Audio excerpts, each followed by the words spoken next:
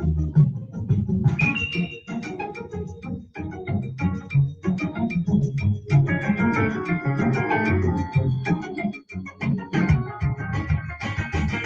the same time that America refused to give the Negro any land, through an act of Congress, our government was giving away millions of acres of land in the West and the Midwest, which meant that it was willing to undergird its white peasants from Europe with an economic floor. But not only did they give the land, they built land-grant colleges with government money.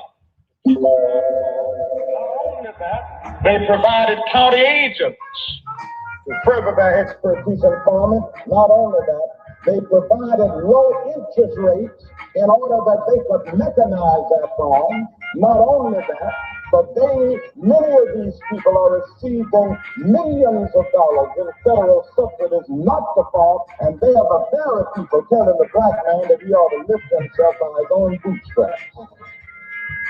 This is what we are faced with, and this is the reality. Now, when we come to Washington in this campaign, we are coming to get our check.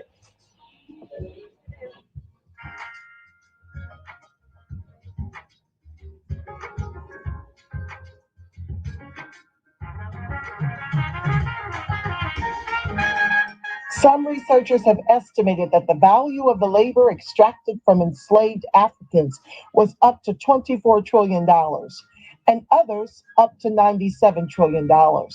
Taking an average of these estimates yields a conservative valuation of up to $50 trillion, which is the effective size of tax imposed on Black people between 1619 and 1860. These estimates do not include any costs associated with the unimaginable pain and suffering, such as murder, rape, torture, separation of families, denied entrepreneurial enterprise, denial of education, theft of inventions and intellectual property, denial of freedom and the right to pursue happiness that accompanied the daily life of a slave over the course of 17 generations. So we are talking about a considerable, almost incalculable sum of money extracted from enslaved Africans that created extraordinary wealth for this country and for white America that was never recouped by American descendants of chattel slavery. Some researchers have estimated that the value of the labor. You know who it is, family. Yes, Angela Nirvana. Your hostess with the mostest on the Friends of ADOS TV channel, bringing you those ADOS hot topics and making the case for reparations, family, making the case for Democratic down ballot strategy. Family, and today we're going over the stimulus and how Trump has stopped it because he shared about $1 bazillion that Congress saw fit to give to everyone but Americans, especially American descendants of chattel slavery. And it is going to blow your hair completely back. Welcome to the live. Good evening, Joseph Hill. Good evening, Chinetta Lynn.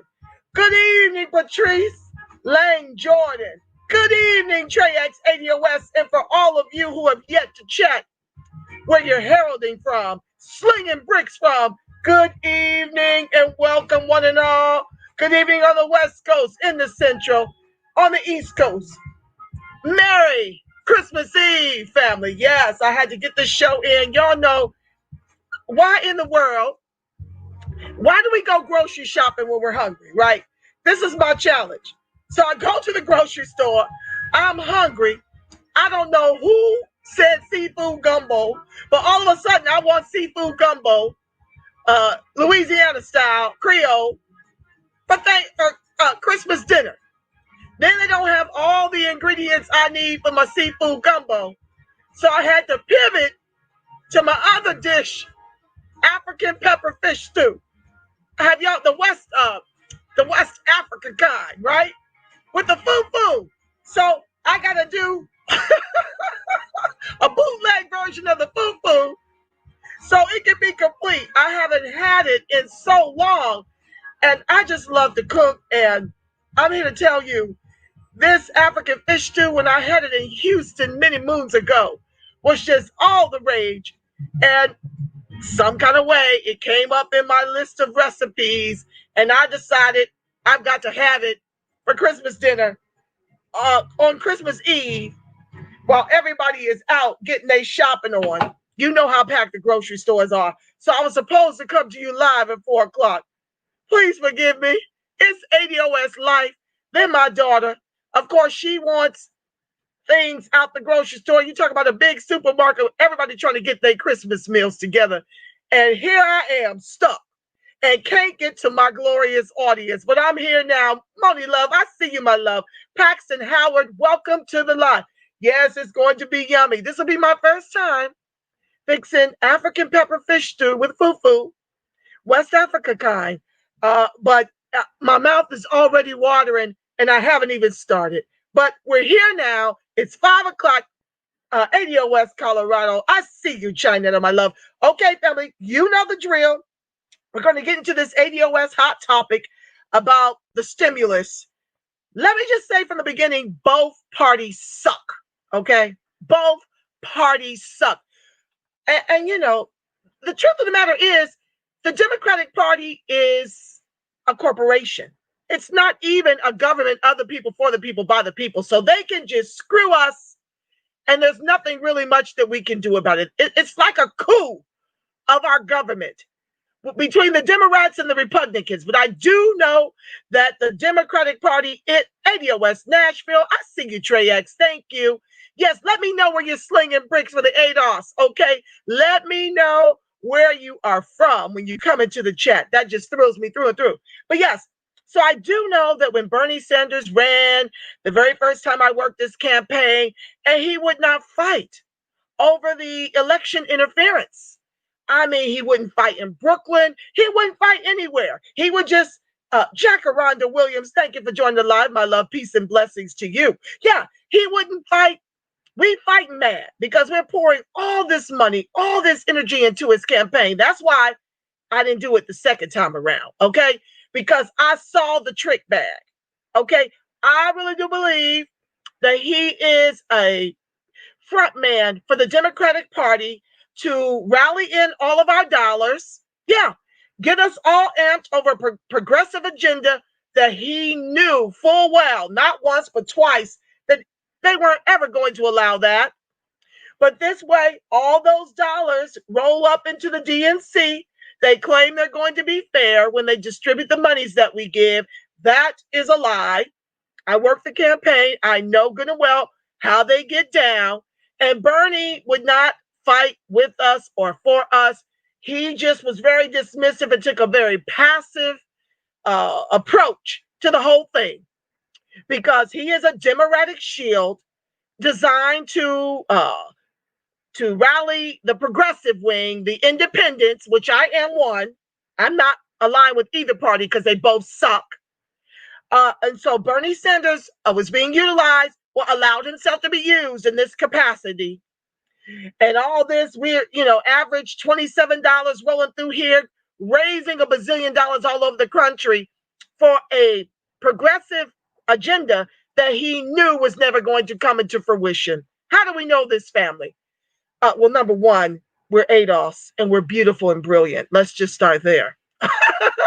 But we also, what's up, P. Burley, Debonair One, Teresa Moses, I see you, fam. Thanks for showing the love, and everybody who has yet to chat. I thank you for joining me. DeAndre Blanchard, I see you, ADOS Chicago in the building. I love it.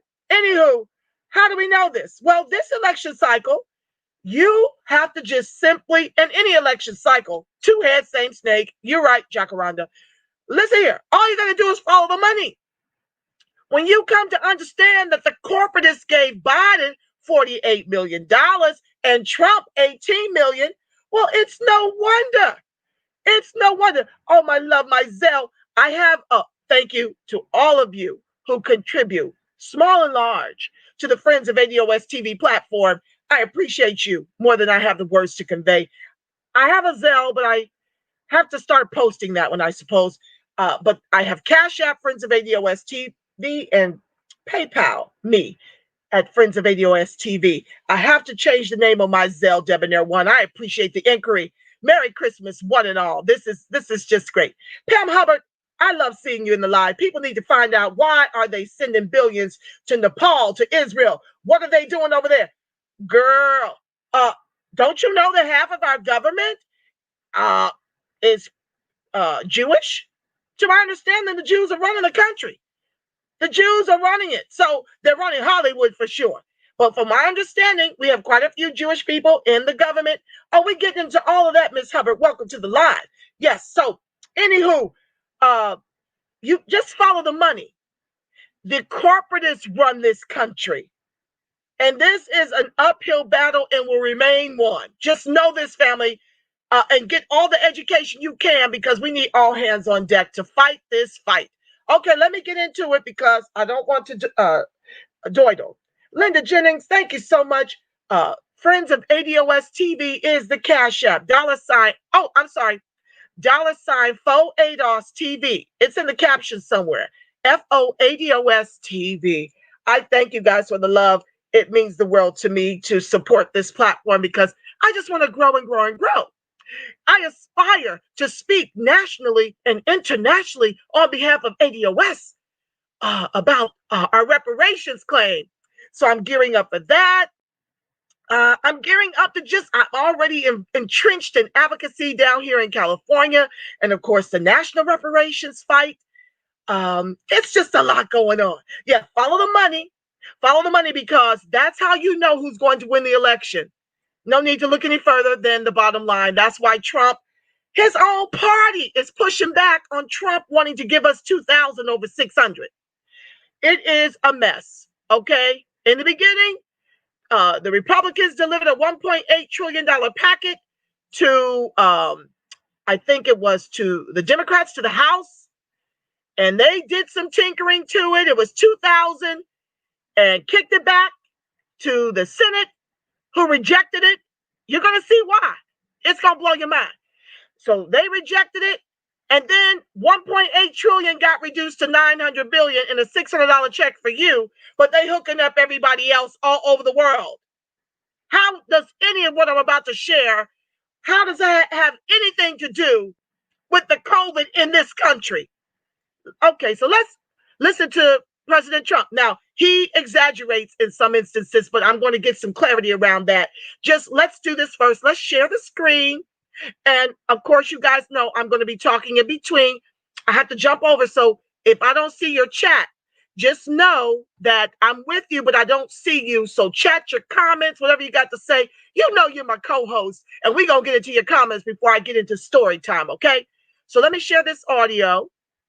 And yeah, listen up, buttercups, and we're going to dig in.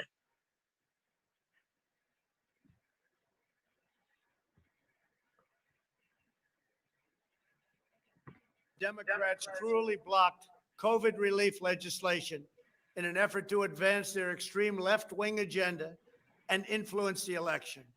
Then, a few months ago, Congress started negotiations on a new package to get urgently needed help to the American people. It's taken forever.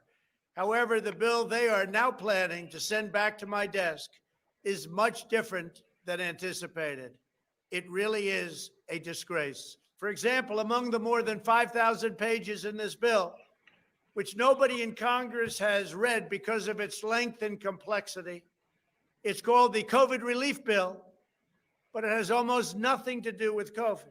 This bill contains $85.5 million for assistance to Cambodia, $134 million to Burma, $1.3 billion for Egypt and the Egyptian military, which will go out and buy almost exclusively Russian military equipment, $25 million for democracy and gender programs in Pakistan, $505 million to Belize, Costa Rica, El Salvador, Guatemala, Honduras, Nicaragua, and Panama, $40 million for the Kennedy Center in Washington, D.C., which is not even open for business, $1 billion for the Smithsonian, and an additional $154 million for the National Gallery of Art.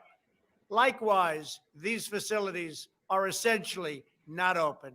$7 million for reef fish management, $25 million to combat Asian carp, $2.5 million to count the number of amberjack fish in the Gulf of Mexico, a provision to promote the breeding of fish in federal hatcheries, $3 million in poultry production technology, $2 million to research the impact of down trees, $566 million for construction projects at the FBI.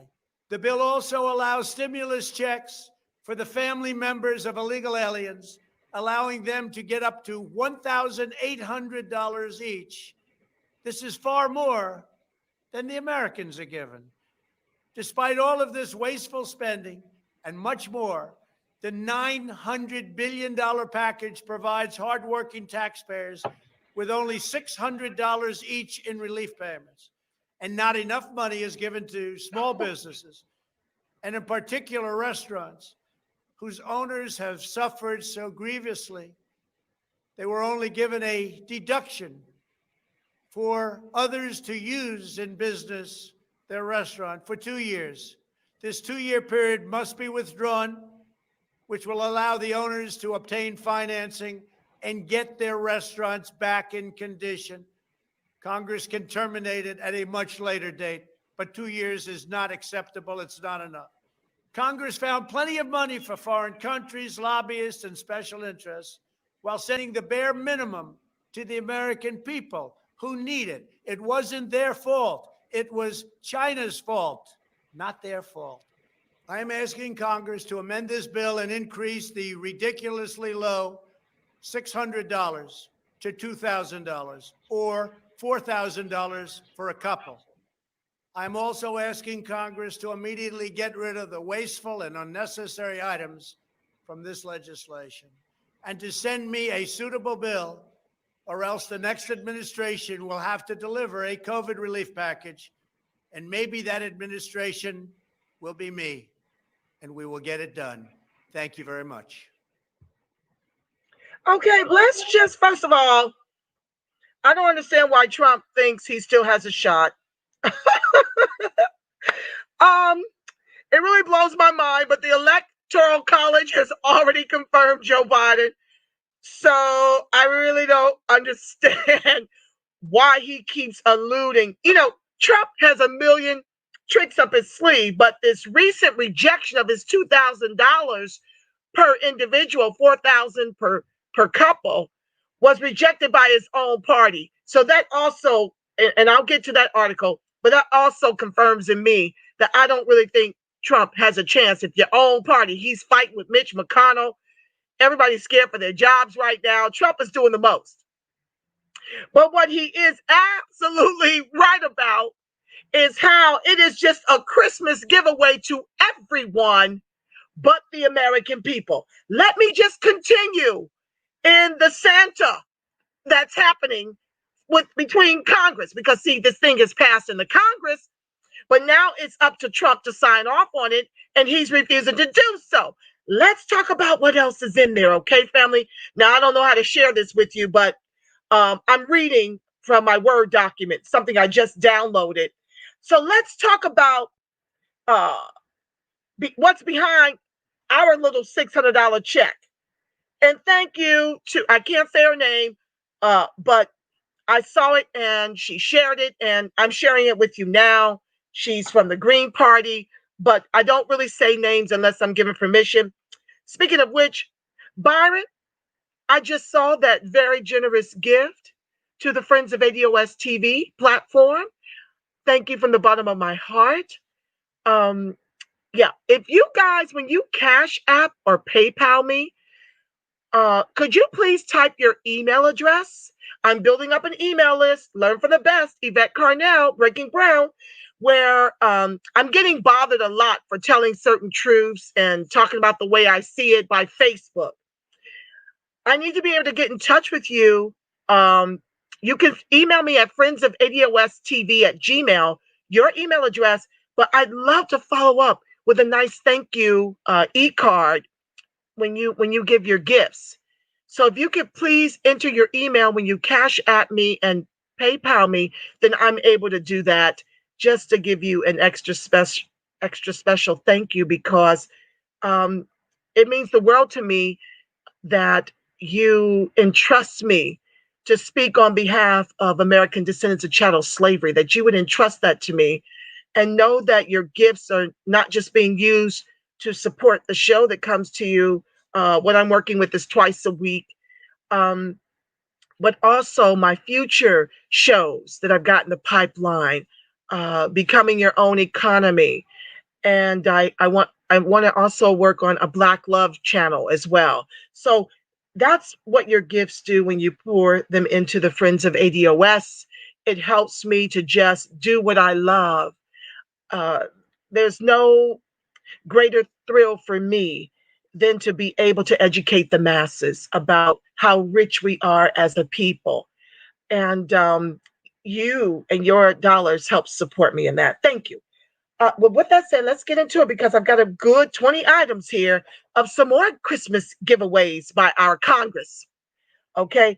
They want to give $300 million for migrant and refugee assistance, $10,000 per person for student loan bailout. Me speaking. Now, they want to do all this a second time around, but no to reparations that are owed in the trillions over multi-generations. We don't have money for that. But we've got $10,000 per person for student loan bailout, when you know full well that American descendants of chattel slavery are about 16 to 20%. I would say maybe down the middle, 18% of us are degreed. So when you bail out student loans, it's called another white wealth transfer. Okay. I don't see your chats because I'm reading from someplace else, but please comment and I'll get to them later. They have $100 million to NASA because who knows why. $20 trillion to the United States Postal Service because why not? $300 million to the Endowment for the Arts, $300 million for the Endowment for the Humanities because no one even knows that was a thing. $15 million for veterans employment training. I guess when the GI Bill isn't enough. But I mean, who can even get work? But I guess it's good to train. I'm not going to do anything against the American descendant of chattel slavery veteran. I'm not going to speak against that because we already know from the Black Tax that they literally were wiped out of the GI Bill after having served and fought in every war. All of that went to the white soldiers, with the exception of maybe about 5% of the ADOS that served in the military got access to the GI Bill. So this is the kind of money that needs to be utilized to make American descendant of chattel slavery veterans whole. $15 million. $435 million for mental health support. Back to that point, you can get employment training, but who's going to hire you? When affirmative action is for white women first, immigrants second, and LGBTQIA third. So all the education in the world doesn't close the over $100 trillion egregious racial wealth gap. That's my point to that. Moving on, number 8, $435 million for mental health support, $30 trillion for the Department of Education Stabilization Fund, because that will keep people employed. All those zeros can be confusing. That's $30 billion. I got that. Okay, listen here. The teachers are still working. The states pay the teachers. The teachers have not been furloughed. My daughter's online in school every day. Why do we need to give $30 billion to the Department of Education? If somebody knows why, to any of this, please put it in the chat. Because they're still gainfully employed. Now, this is just some of the items in addition to what Trump shared, right?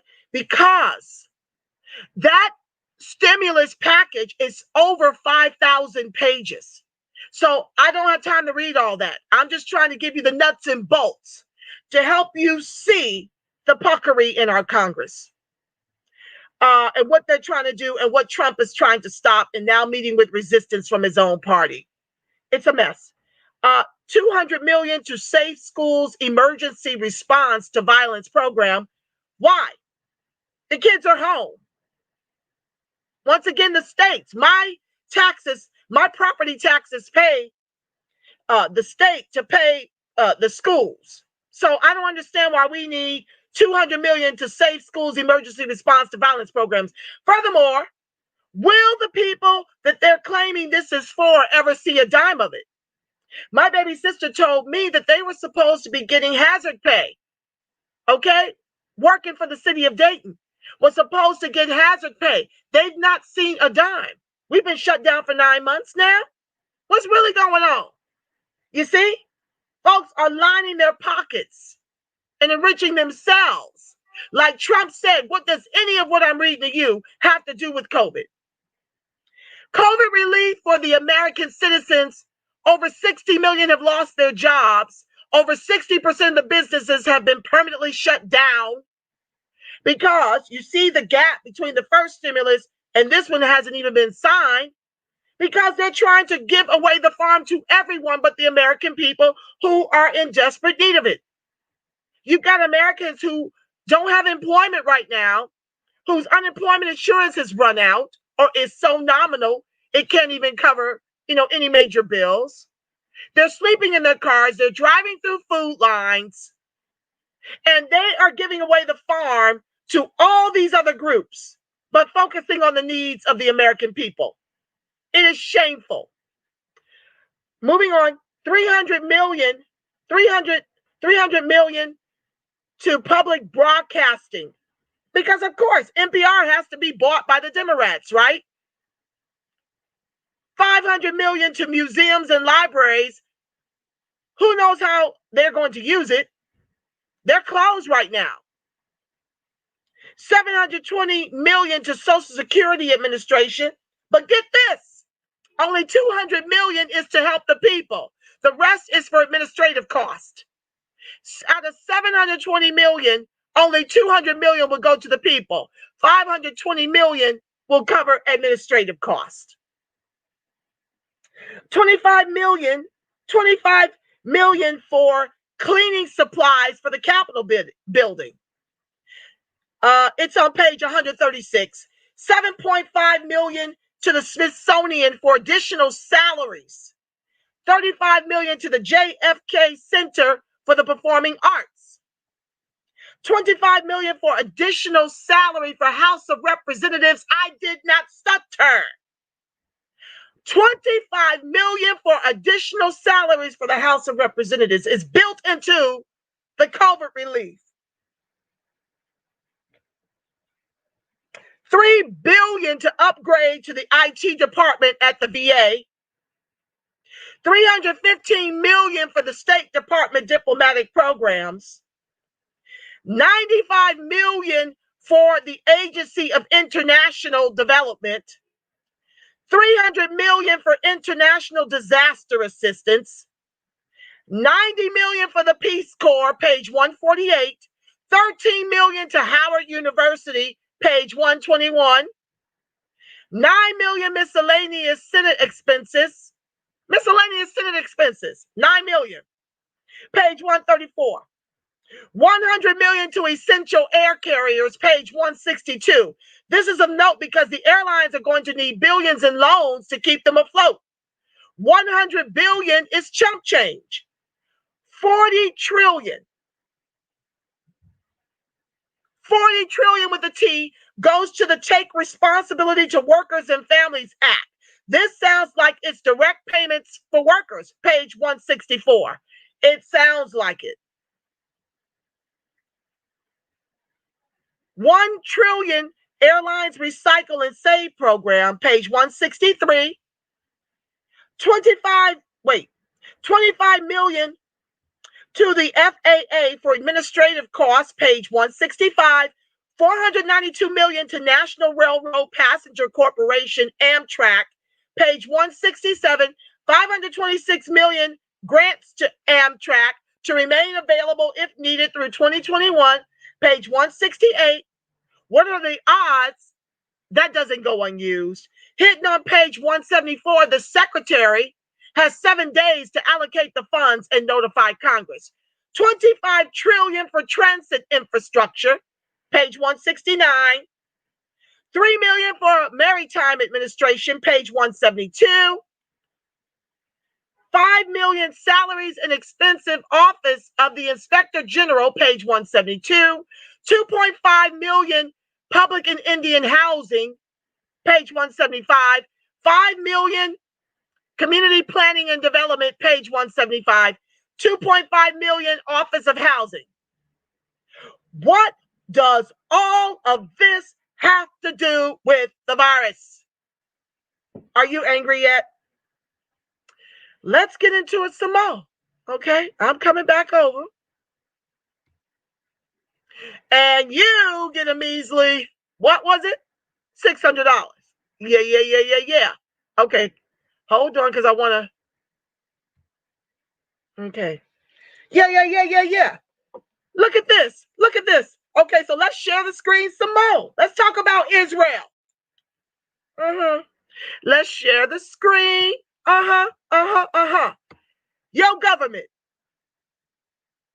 Now the House kicked this to the Senate, right? Okay, let's talk about the let's go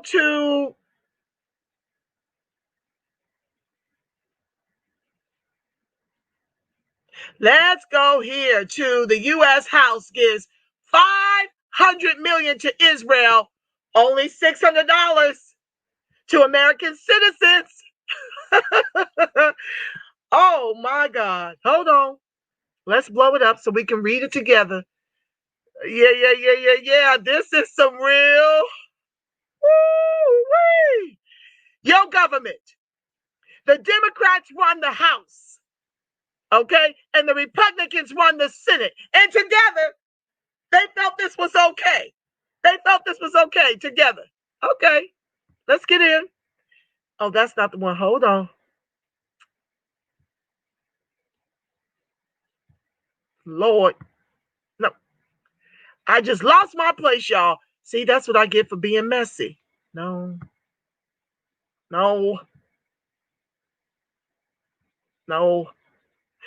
Oh my God, where's my thing? Oh, here we go. Okay, I'm back. The omnibus bill required 12 votes to approve defense spending for 2021 and a long-anticipated COVID relief stimulus package for Americans.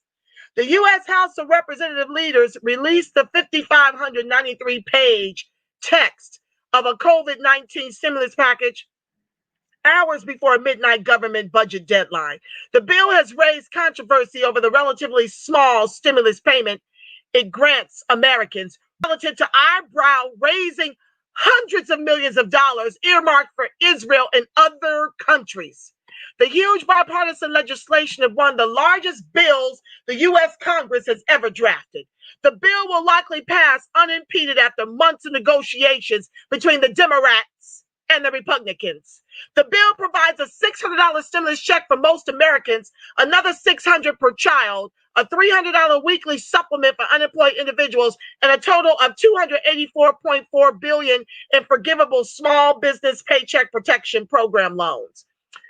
Me speaking. Oh, by the way, let me come back over here so y'all can see me. Let's share it. Oh, that's not what I meant. Okay, so getting back.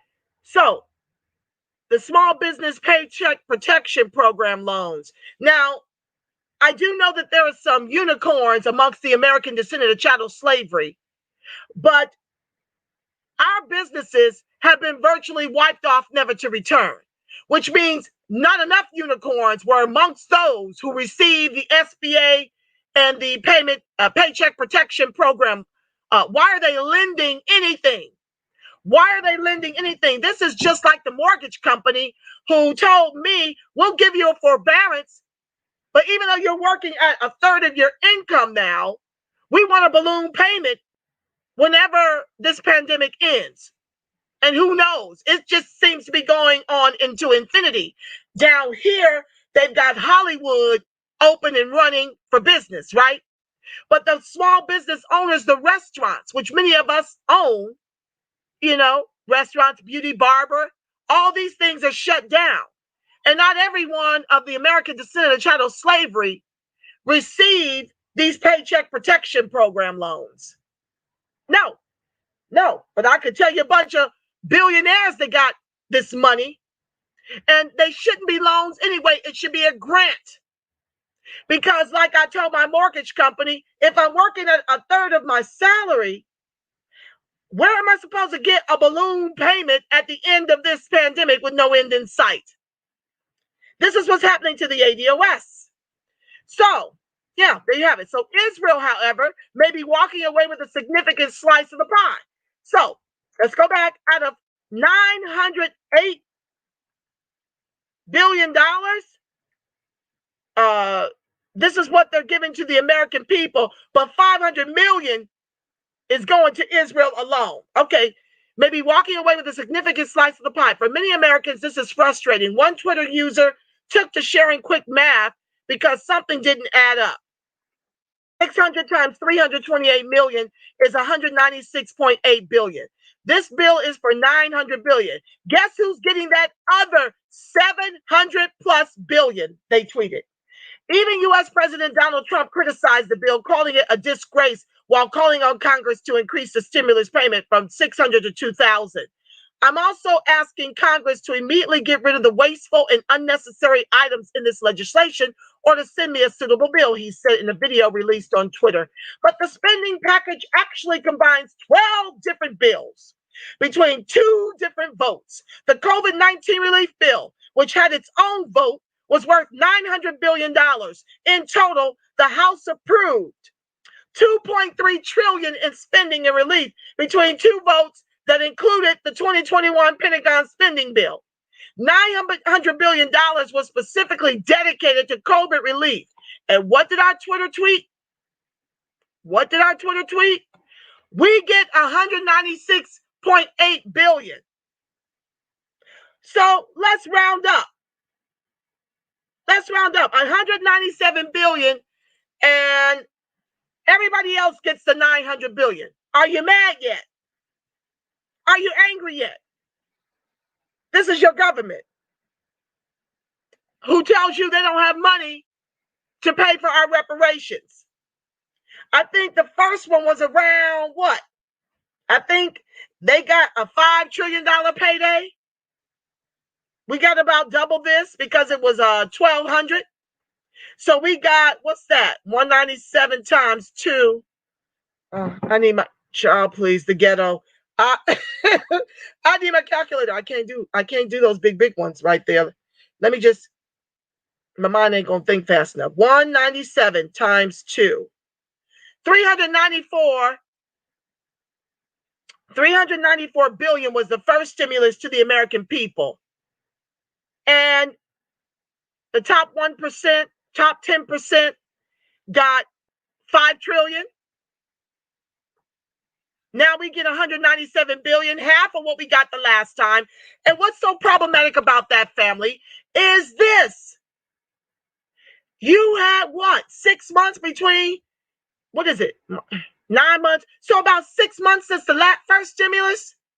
So you're already working at a fraction of your income. We're on stay-at-home order still. And they want to give you half of what they gave you in the beginning. I'm here to tell you, none of it is okay. 2,000 one time ain't okay. 4,000 one time ain't okay. Unless they hitting you off with your full income for the year, none of it's okay. But to go from 1,200 to 600, it's uncomfortable given that the bill is for COVID relief for Americans who, as Donald Trump said, had no hand in this pandemic. Everybody else is getting enriched while the people lose their homes. I think there's a provision to extend the moratorium on the rents. But what is happening to the landlords? They're not collecting any rent. Whether folks are working or not, they're not paying the rents because of the moratorium. Those landlords, if they don't have Freddie Mac or Fannie Mae, if their loans are not federally guaranteed, they will be in the same predicament as me, where you'll get a forbearance, but in the end of this pandemic, they're going to want a lump sum payment, a balloon payment. How are you supposed to do that when none of your tenants are paying their rents? Anywho, back to the text.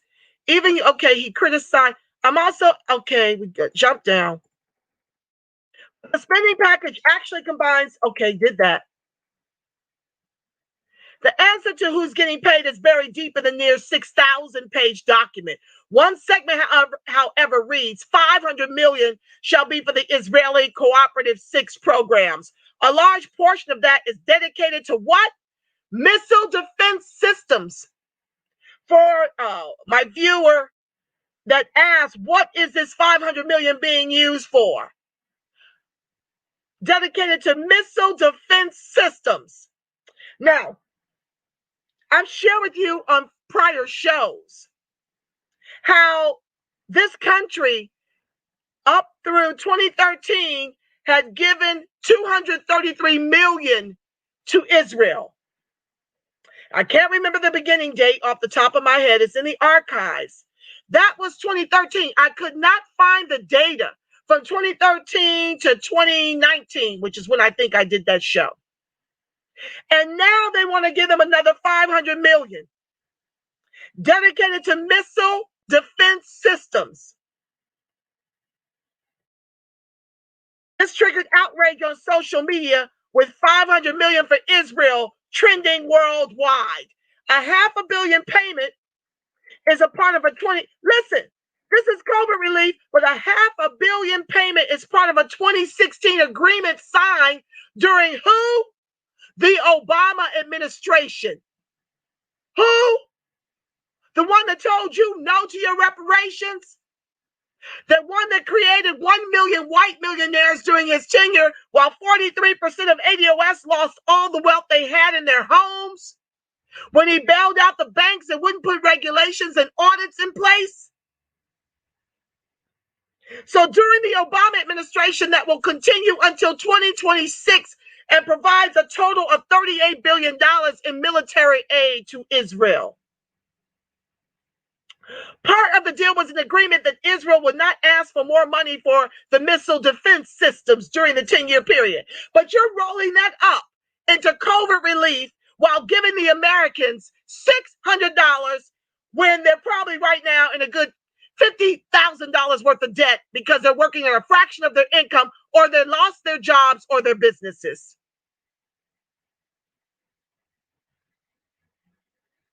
Moreover, the agreement, and Obama started all this.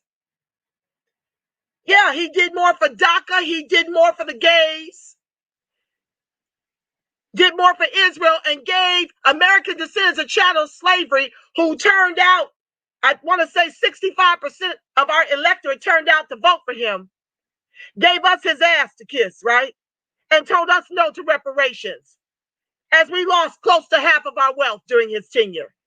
And 1 million white millionaires were created. This is Angela Nirvana, your constant reminder of who you keep electing.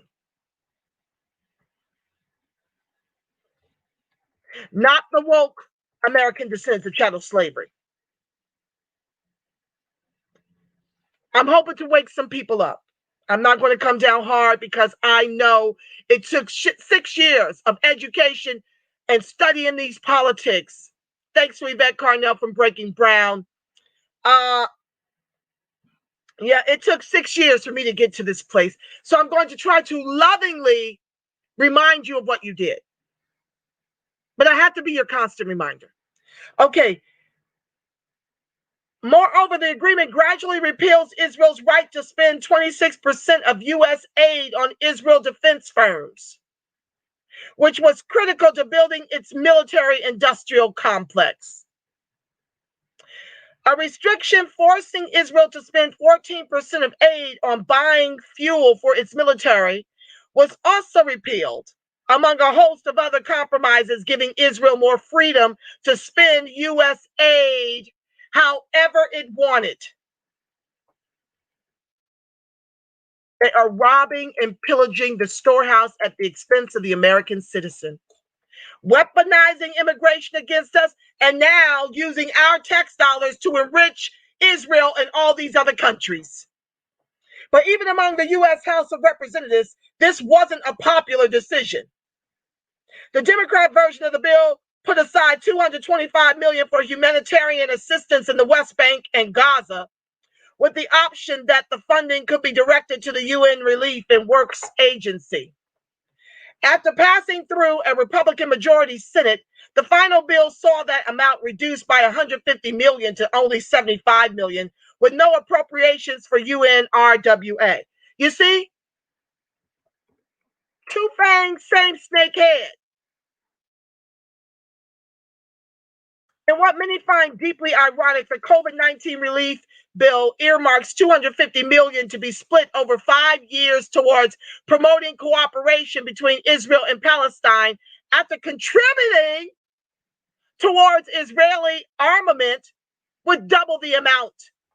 This is what I've been trying to explain to the American descendant of chattel slaves and allies. God knows I love my allies. Okay? This Congress, both Democrats and Republicans alike, they create the problems with the U.S. taxpayer dollar, and they want to be the solution with the U.S. taxpayer dollar and our vote.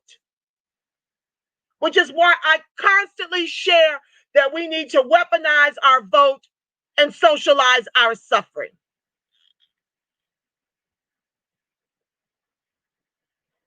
The bill saw widespread approval from all major Jewish American lobby groups in the United States, including AIPAC, J Street, the Anti-Defamation League, Americans for Peace Now, Jewish Federations of North America, and the American Jewish Committee.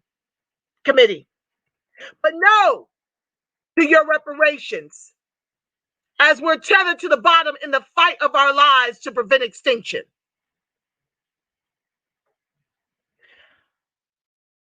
Among other appropriations, the bill puts aside $1.4 billion for President Donald Trump's southern border wall and increases military spending by 3%. Democratic Representative Alexandria Ocasio-Cortez tweeted that House representatives received the 5,000 plus document to read only hours before the vote, which is another problem, family. They're not even reading what's in it. They're just voting for it. Pelosi, Schumer, Mitch.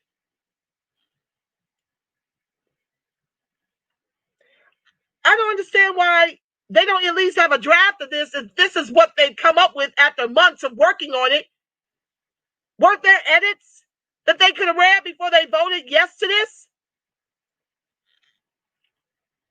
It's not good enough to hear about what's in the bill. Members of Congress need to see and read the bills we are expected to vote on, she said.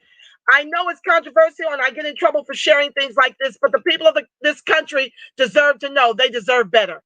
After Trump's request for amendment, the bill's future is uncertain. The current draft requires months of negotiations, and concerns are rife that amendments would further delay the much-needed relief spending. Trump's comments risk a government shutdown, which was narrowly avoided on Monday, December 21st, after Senate and House leaders passed a temporary delaying motion. Okay, let's jump to what the Republicans just did.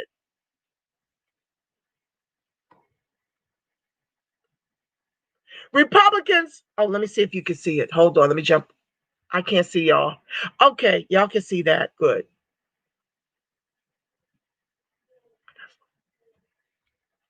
This is breaking news. Republicans shoot down the 2000 stimulus checks despite Trump's demands. House Republicans shot down a Democratic bid on Thursday to pass President Donald Trump's long shot end-of-session demand for $2,000 direct payments to most Americans as he ponders whether to sign a long overdue COVID-19 relief bill. The made-for-TV clash came as the Democratic-controlled chamber convened for a pro forma session schedule. Let me open up the full story. I hate all these pop-ups.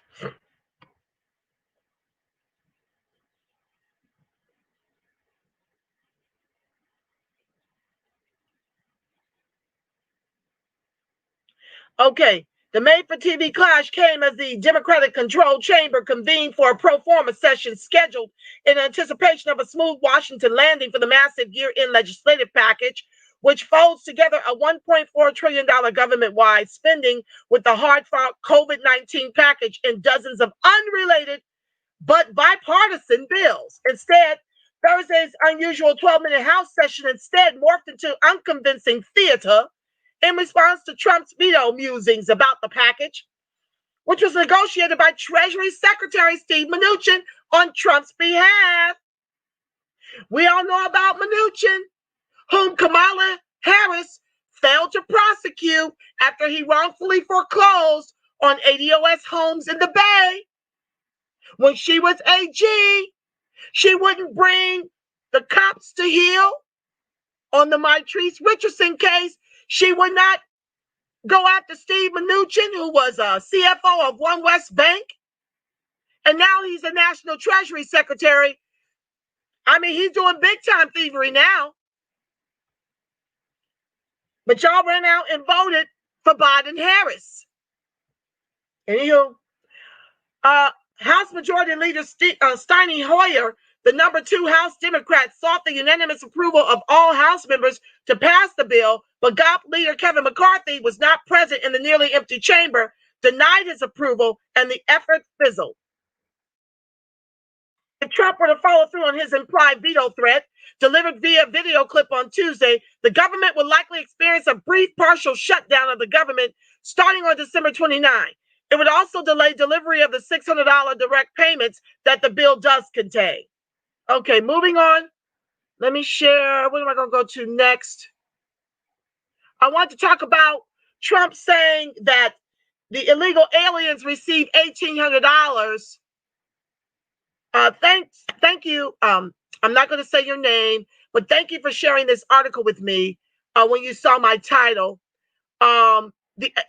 it's Trump said illegal aliens, but it's a deeper story than that. Basically, it's a mixed status, okay, for immigrant families.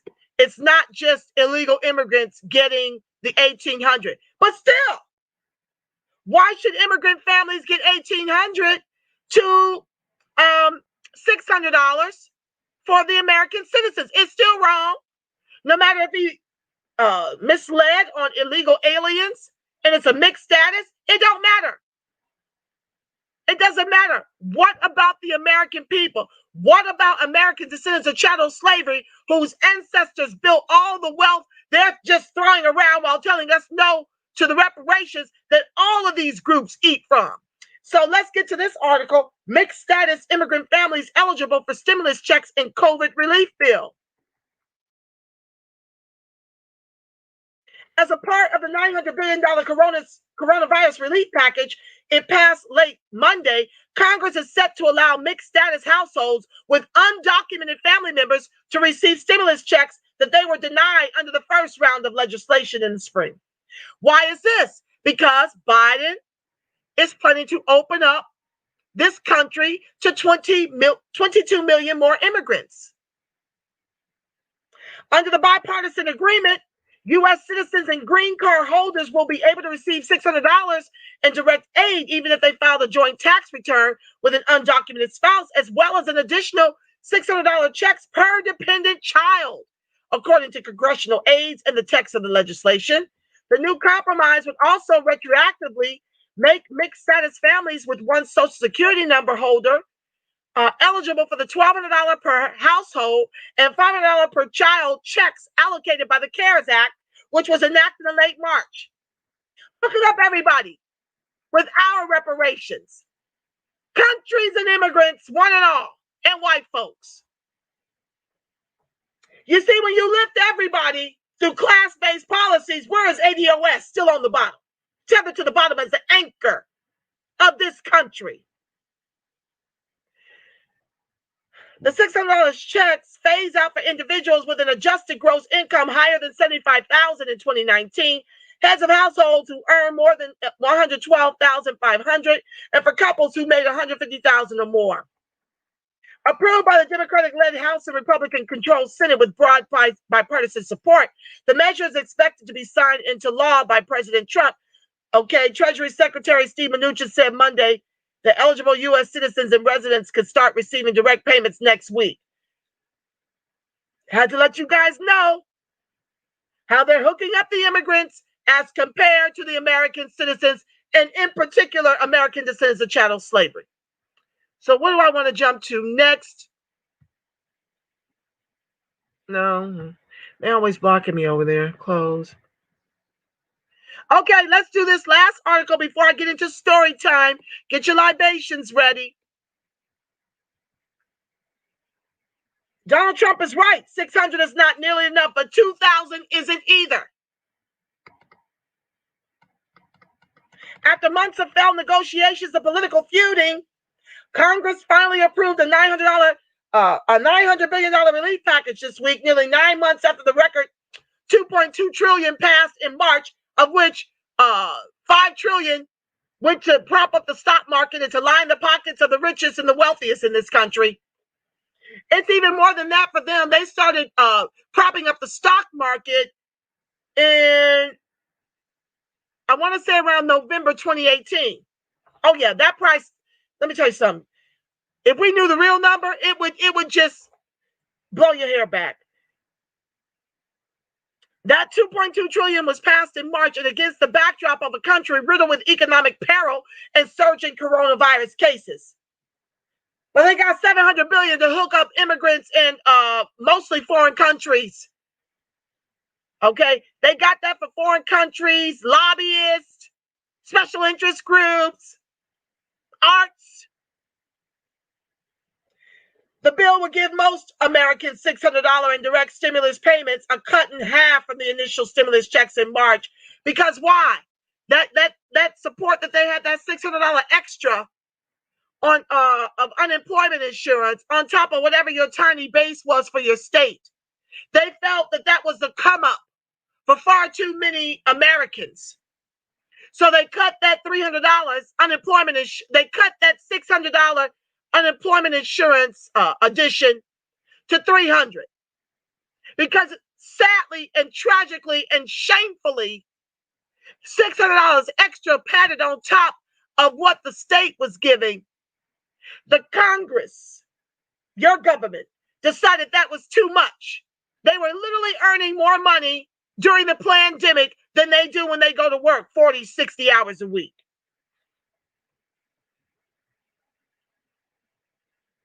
The bill would give most Americans $600 in direct stimulus payments. Okay, jumping down. The prospect of stimulus is both good and welcome news considering the circumstances. Millions of Americans don't have enough to eat, are falling behind on housing payments, or have had trouble paying their bills.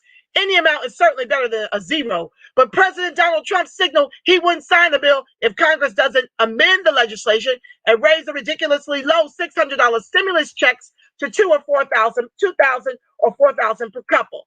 Democrats and economists largely agree with Trump. Massachusetts Representative Ayanna Pressley described the latest round of stimulus in an interview with CNN on Monday as survival checks. While President-elect Joe Biden struck a similar tone when he referred to the $600 checks as down payments, citing the need for additional stimulus next year. Why not now? The people have been waiting about 6 months for a second stimulus. It's Christmas, and folks at Thanksgiving were on food lines and eating their Thanksgiving dinner in their cars where they now live. Economists argue that after 9 months of waiting for another lifeline, the aid is not enough to cover basic necessities and past due bills many families have accumulated over this difficult year. People are facing evictions, utility disconnections, and continued struggles in the labor market dealing with the virus, said Olugbinga Ajilore. You see who's running the country. Senior economist at Center for American Progress, a left-leaning think tank. While a one-time check of $600 is better than nothing, is woefully insufficient as relief, let alone as a stimulus. This country needs a UBI, like $2,000 to $4,000 a month. I come down the middle and split as a negotiator, $3,000 a month to every American, every working American, every American with a bank account, every American, except for those who are earning or have not lost their jobs. There should definitely be conditions on that UBI. But yeah, it should be something monthly. This hit it and split ain't working. Many Americans agree with the president too. People flock to Twitter to chime in with their dissatisfaction and crude humor on the recent round of relief. It resulted in let them eat cake and hashtag 600 is not enough. The trend on the social platform on December 21st. It's not enough. Many of the Americans who have been hit hardest by the pandemic are drowning in months of overdue rent and piles of other expenses. More than 85 million adults, or 35.6%, live in a household where it's been somewhat or very difficult to pay for usual household expenses during the pandemic. According to the most recent Census Household Pulse survey, which covers November 25th to December 7th, several economists said that the one-time direct payment of $600 wouldn't be enough for those families and the unemployed who may be in need of funds to buy groceries and make up missed payments and interest. Quote, although the stimulus is a welcome and necessary development, will help on the margins, for many Americans, it's too little too late. And more help will be needed, said Tendaye Kapfidze, chief economist at the Lending Tree. Who's running our country? On the contrary, economists consider $2,000 checks to be more helpful for the millions of families in need, but they add that more than just a bump up in stimulus checks is needed. Quote, we need state and local aid, said Agilore Ray, citing the more than 1 million public sector jobs that have been lost as a result of budget shortfalls from the virus. We need an expansion of paid leave provisions along with child care funding, as women and caregivers generally have suffered during this pandemic. That's because an alarming number of women have been dropping out of the workforce as the pandemic-fueled recession has hit women harder than any other past downturn. Roughly 617,000 women left the workforce in September, compared with only 78,000 men, according to the government data. Why do you think that is? Their children are at home. Their children are at home. And what's problematic is that American descendant of chattel slavery children have to look after the younger ones because there's no relief in sight with any real teeth in it, as they enrich foreign countries, special interest groups, and lobbyists. American descendant of chattel slave women have to go out here and hustle and do what they must with a gig job because they got to feed the kids. What do you think is happening to the 10-year-old who's got to take care of the 5-year-old, the 6-year-old, and the 7-year-old while he's trying to focus on his 5th grade education on a computer from home with spotty Wi-Fi in the hood? What do you think? What do you think? How many American descendant of chattel slave children are ripe for the preschool to prison pipeline? Because there's no stimulus in sight and their parents have to leave to go and hustle up any gig job because there's pressure on all sides to keep these bills paid up. I just shared with you about my mortgage company telling me they'll give me a forbearance but want a balloon payment while operating a third of my income during this pandemic. Albeit from home, my expenses have gone down, but you're talking about living in California. You need a good $120K a year to be comfortable out here, to be at peace. I ain't talking about no real lavish, maybe one family trip, but the cost of living down here is expensive. Okay? Let me keep going. So the women have had to drop out of the workforce to go home and try to establish some order so the kids can learn online instead of raising each other.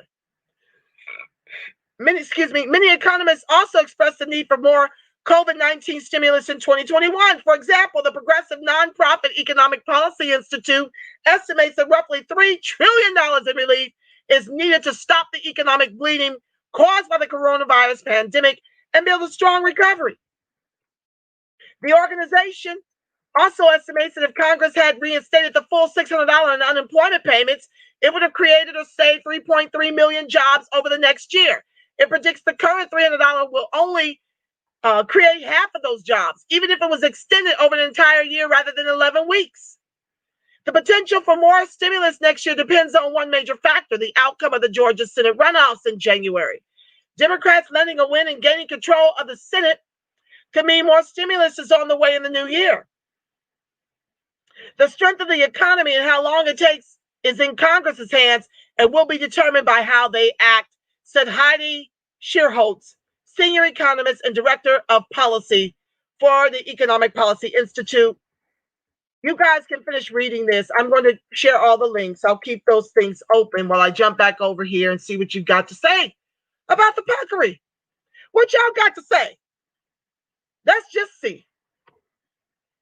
I'm only reading pertinent comments because then it's story time. The black tax, the cost of being black in America, up next. Let me stop sharing the screen. Hold on, family.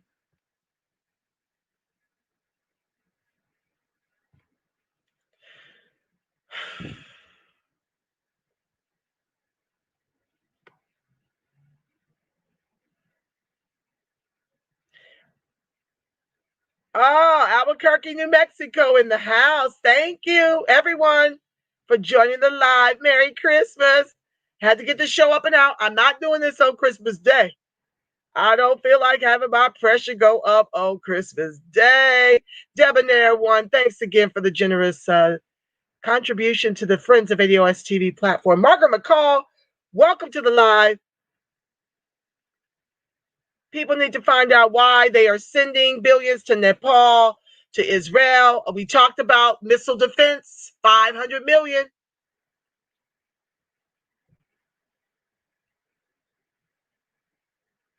They said the same thing on The View today. Chinetta Lynn, welcome to the live. Follow the money. Follow the money, family. You want to know who's winning the election? Follow the money. Patrice says, my dad was a very high ranking in the military. And he said that the USA has been sending that money for years and we are just becoming aware. Absolutely. Like I said, I lost count. After 2013, up to 2013, it was 233 million towards their Holocaust and their armies in Israel. Shay Coulter, welcome to the live. Rodney Young, welcome to the live. Teresa Moses, I hear the bill is on the way to Florida to be signed right now. Well, that's really disappointing. DeAndre Blanchard, they are playing games with the American people. Joel says Trump is doing that to drum up his supporters. It will piss them off and rally them to violence. It should piss off everybody, Joel. Welcome to the live, my love. You know I love you, Black and Strong. That's my diaper buddy. I'm here to tell you there's enough puckery to go around between the House of Representatives and the Senate. Because if nothing else, look over what they were giving to us and say no. Just say no. Let's start there. I don't care that you don't have time to read 6,000 pages. I'm saying read what's in there for the Americans, the people, and understand, oh my God, just like one of the people tweeted. You talking 197 billion compared to 700 billion? So y'all can talk about Trump all you want. He is right in what he said in that clip I just shared with you. Rita Forte, what's up, Bay Area? ADOS in the house. Trump has never cared for the American people before this. I don't get it. Yes, you do. We know that Trump is trying to play chess. He is, like Joel said, trying to rally his base of supporters. I let you hear the clip of him saying that he still is under this illusion that he's going to be the president of these here United States, when I already told you, follow the money. If the corporatists gave 48 million to Biden and 18 million to Trump, this was over. We never even had to go to the polls. Okay. Joel says he is no more concerned about American families than Putin is. Not Russiagate, Joel. Seriously? Oh, God, I cannot. I'm trying to can with y'all. I just cannot. Okay, DeAndre, careful. Trump has found a loophole in the Constitution. The whole country will be in shock. DeAndre, y'all been saying that we're going to be in shock. I mean, since we started voting. I'll be very surprised if Trump becomes the president as he imagines himself to be. His own Republican Party ain't towing the line with him. If his own party ain't towing the party line, I think he's out. Okay. DeAndre, yes, in that 5,000-page bill, they are coming down hard on our free speech. That bill deserves to be vetoed. What? Oh, my God. Chinetta Lynn, your passion is so clear to see by all of us. Chinetta, I love you, Black and Strong, for that. Yes, I love American descendants of chattel slavery. Woo! It's a soft spot. Y'all should just see me crying like a baby over little things in a hat. Not little things. They're big to me. Every time something happens to one of us, it's like the ancestors are awake in all of my senses, and it just makes me crazy. So I am passionate. Thank you for understanding the difference. I've been called an elitist, angry Black woman because God has held on to my assets for me. The God in me comes up with ways. I'm covered, as are you. Get connected with that. Okay, I'm not going to preach. That's a whole nother show. I'm going to help people understand truthfully who they are and to tap into some other things. Because what you see right now, that reparations check, not only is it long overdue, I don't know when we're going to get it. So we have to come up with other solutions. Stay tuned for more shows. I'm just giving you a heads up. DeAndre, right, this has nothing to do with reparations. Yeah. Trillions and trillions and trillions of dollars they can find for the pandemic. But no to the trillions we are owed over multi-generations. You see the trick back? Joel says they sure were denied the GI Bill. Yes, we that was in the last show. We talked about how all the white folks was hooked up between the Homestead Act and the GI Bill. We got more of that tonight. Dealing with the education and the lack of Black teachers, what happened to them? Stay tuned. Get your libations. Get before your cozy fireplace. Because you know I'm a read. I was born to read, born to talk, born to be passionate about the ADOS. Joel says teachers in Ohio were furloughed. What? That's interesting, Joel. Not out here. Joel, help me. Does that mean they're not teaching in Ohio online? They're not being paid? Put it in the chat, love. What's up, Robin Felix? Thank you for joining the live. Linda Jennings, nothing for the ADOS farmers.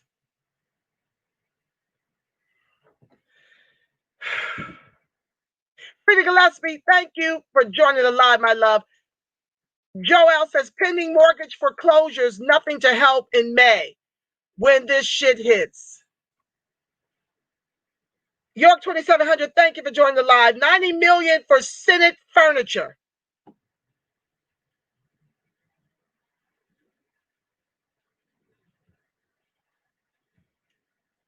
And the puckery goes on.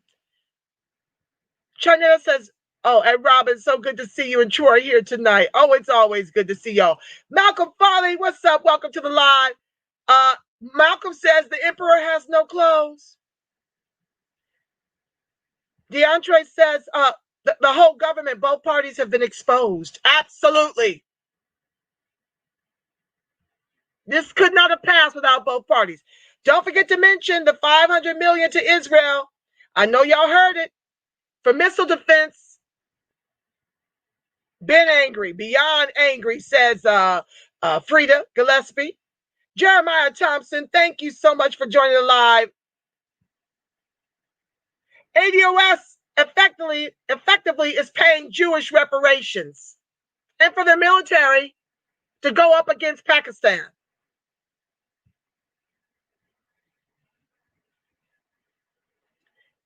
You're not being messy. You're being real. Thank you, my love. Cesaro Jones, nothing to do with us. Nothing for ADOS. And that little BS for America. Oh, my God. This is so classic. Welcome to the live, my love. Erie Black Fire, B1. I see you in the building. Thank you for joining the live. I'm just trying to read the more pertinent comments so we can get to story time. And child support, most likely take that $600 for most of us ADOS. Joseph, welcome to the live.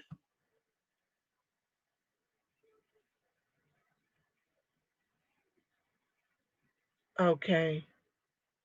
Young Slimzy, I don't know what that thing is. Anthony, welcome to the live. Anthony Thurman, welcome to the live. Lafayette Ward, thank you for joining the live, my love. QC ADOS, fear in the building. This is asinine, sis. Oh, yeah. Yeah. Young Slimzy, can you tell Chinetta about her $5,000 prize on her page? Why are you doing this over here? DeAndre, could you let him know he won $5,000? Take this out of here. This is not for that kind of stuff, okay? Oh my God. Who is this young Slim Z? I got to get him out of here. Okay, wait. How do I do this, y'all? Lord have mercy. I don't know how to get rid of him. Oh, here we go. Delete, comment. Let's block the user. And let's delete the comments. Okay. Very good.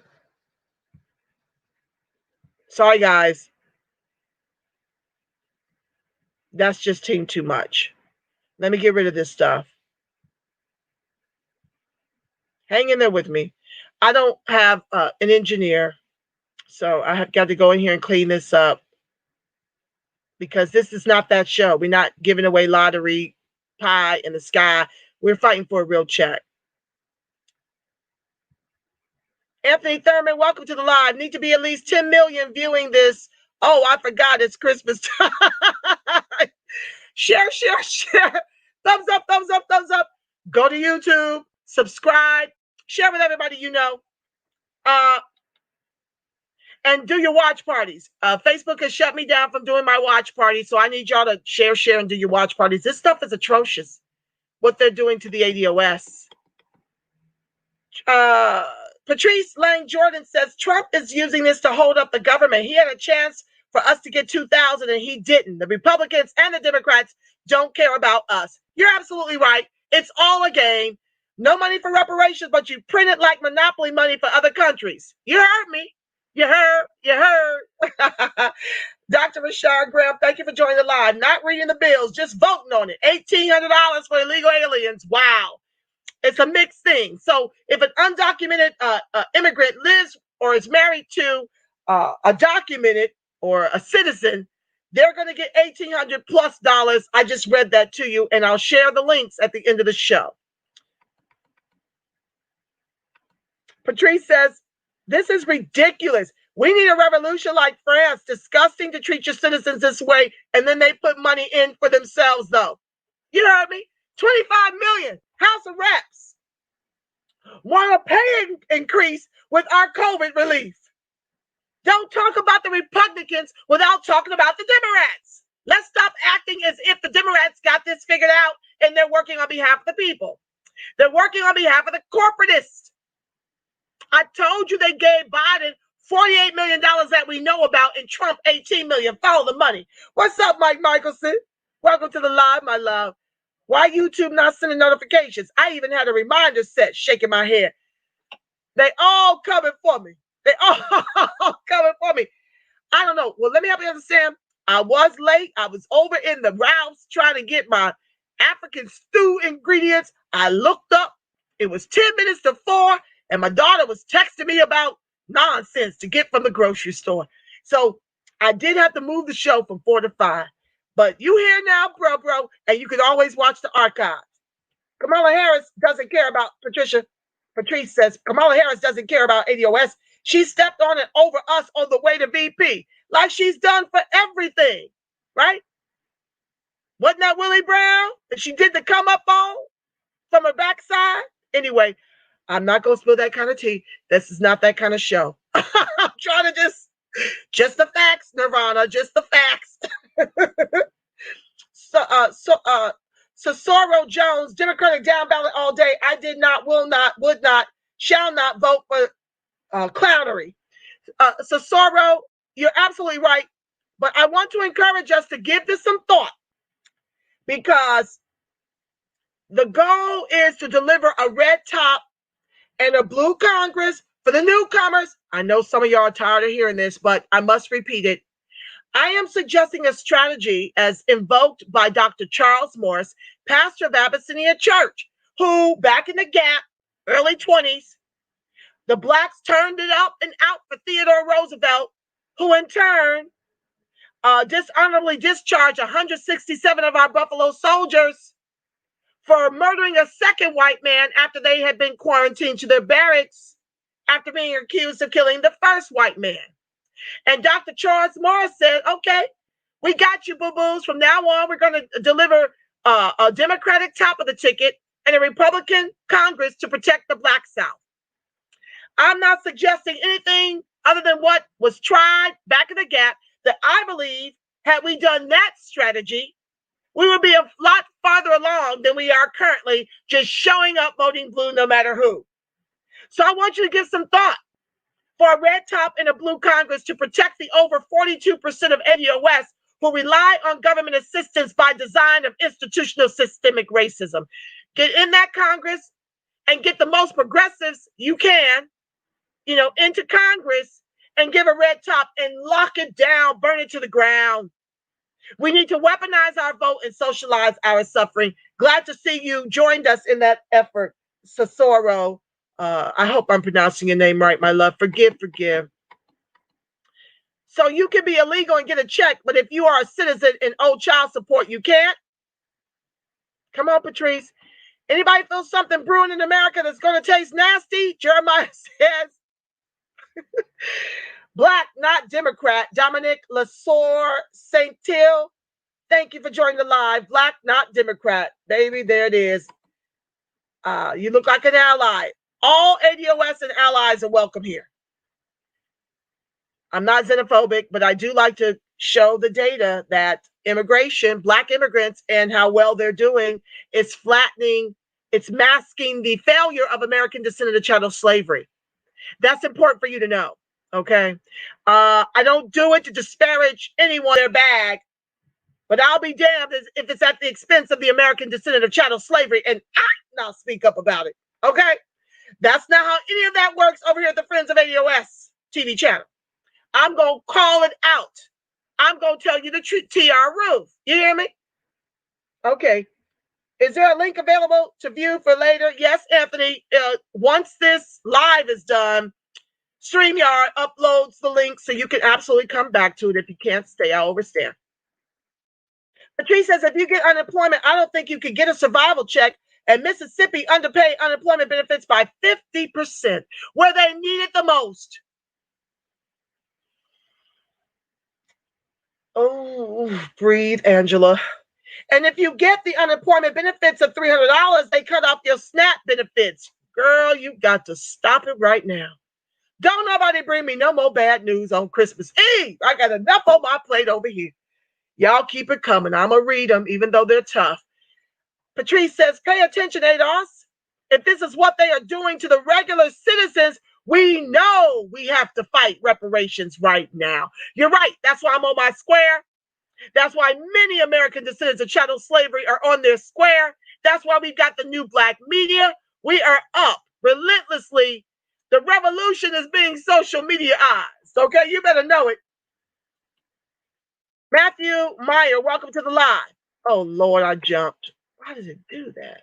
I did the math. Foreign and budget costs the average taxpayer $12 per year or $1 per month. I fact-checked it. Okay, well, the bottom line is, I don't want money going out of this country until American descendants of chattel slavery have their reparations in the trillions over multi-generations. Then you can worry about fixing other folks in this country. Then you can worry about fixing folks abroad. I don't know what it is when you boil it down.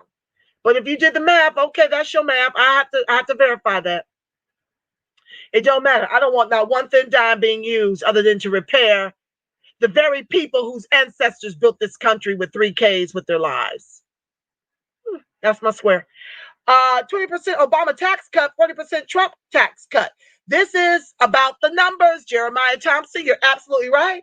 Patrice, I love your passion for ADOS. It shows me that the way I feel isn't crazy. Girl, we have found our tribe, haven't we? Boy, I tell you, 6 years ago, thanks to Yvette Carnell, I was able to find my tribe. And I'm just so grateful to each and every one of you. You don't even know. This gives me life. And I know you're like, oh my gosh, she's going to blow a gasket. I'm here to tell you, this keeps me young, okay? To be able to get this off my chest and not to be, prior to finding y'all my tribe, all this was just in the inside percolating. And as a result of being able to jump up and down with y'all about it, I become more politically educated, and my doctor says my organ and my blood is 20 years younger than my chronological age. So I'm good, family. But I am loud. I mean, I grew up with 3 other siblings. You had to be loud to be heard. So forgive me. Turn down your volume because my voice is big and booming. Yeah, I had to get rid of young Slimsy was blocked. He was trolling. Kyla Gray, welcome to the live. Love the information. Thank you, darling. I love giving it to y'all. Cesaro Jones says, there are still ADOS who will fight against this truth. We got so much work to do. Honey, and how? Okay, 85%, not 65% to shut up for Obama. 85% of Black folks voted for Biden. They voted to replace a racist in office for 4 years with a racist in office for a combined 65 years between him and Kamala. That's what they voted to do. So yes, our work is cut out for us. I mean, this may be all I accomplish for the next, 75 years I plan to be on the planet. This may be all I get to accomplish is helping to educate the masses. Okay. That's how this election cycle just had me. I was done, sis, to find out how much work we actually have to do. Okay, with that said, family, I hope you got your libations. It's story time. We're going in on education and the missing Black teachers. What in the world has happened? And we're just cha-ching, adding up what is old. Now, you guys know I love to read, and I love to read to you especially. But I'm about educating you so that you can get a real resolve about this reparations that is owed to us in the trillions. That's all of the wealth we have to give to our children, right? We may have income, but we have no wealth to give our babies. That reparations is that wealth.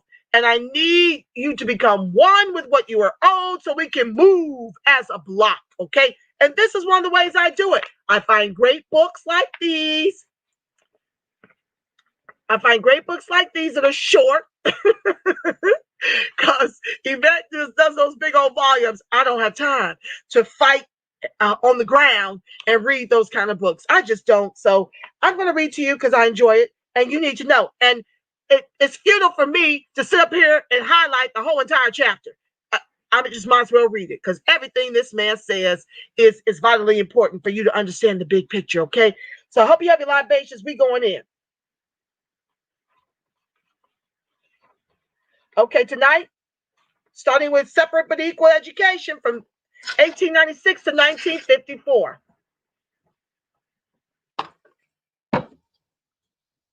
And I'll be talking and commenting in between, okay? After emancipation, former slaves clamored for access to educational opportunities. They demanded and succeeded in helping to institute a public school system in the South that had not existed before. These gains were jeopardized after 1867 when the planter class, i.e. wealthy white former slave owners, came back to power and wanted to halt the expansion of universal education to Southern children because they did not want to pay for it, me speaking. Now you've got the preschool to prison pipeline. This is continuing from this is continuing from overseers, convict leasing, to the private prison industrial complex. Black bodies enslaved in the private prisons. So they also wanted a vast amount of unskilled Black laborers to work in the fields to drive profits for their operations. What's new today? These unskilled laborers would also not be educated enough to challenge whites' absolute control of politics and creation of policy and regulations. Hence why they're upset with the American descendant, the ADOS movement, right? They're upset and trying to COINTELPRO us, calling us Russian bots, calling us Trump supporters, calling us xenophobes. They're doing everything to disparage our work because we are amongst those educated they want nothing of, because we are, they didn't want to be challenged. They don't want to be challenged to this day. They want absolute control of politics and creation of policy and regulations. And the more educated we get, we're upsetting the agenda. We're upsetting the apple cart. However, white farmers with smaller farms also wanted continued expansion of public education for their children. And the white planter class needed their support. That's the only reason why we got it, y'all. Let me open up this. It's a little warm. I have to keep my doors closed because, you know, everybody will hear me up here railing and gnashing my teeth. Let's see here. So because the poor white farmers wanted education for their children, the planter class, the rich ones, had to go along with it. They needed the support of white farmers with smaller farms wanted the continued expansion of public education for their children, and the white planter class needed their support. So the white planters and farmers ultimately decided to support and expand universal education, with public school funds for Black children being diverted to white children, with both the planter class and white small farm owners increasing their opposition to Black education. Nothing different today, family. I've shared with you on prior shows how my daughter had open season on school of choice from K through 5. Well, starting kindergarten. She was in preschool. Then we got an ad nauseum number of choices. I applied for 12 premium public schools near my zip code, only got accepted into 2. I chose 1.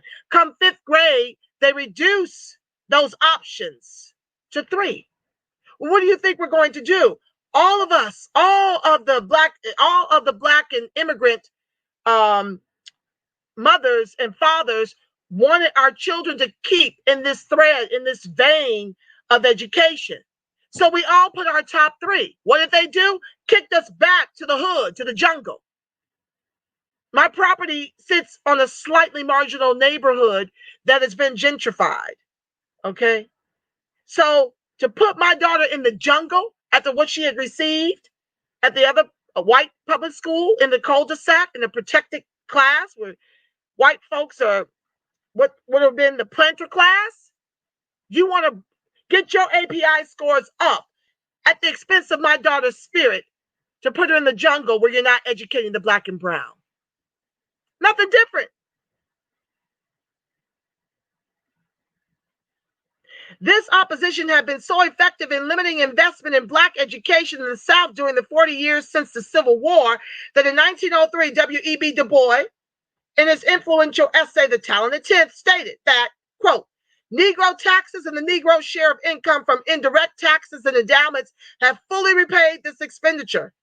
Southern white investment in Negro education since the Civil War. The separate but equal doctrine established by the Supreme Court in 1896, which stated that separate but equal facilities for Black and white Americans did not violate the, quote, equal protection under the law provision in the 14th Amendment of the U.S. Constitution, not only upheld racial segregation, but also proved to be the perfect vehicle for the planter class and the white farmers to legally divert funding away from Black students to white students. Nothing new under the sun. We're in 2020. That's still going on.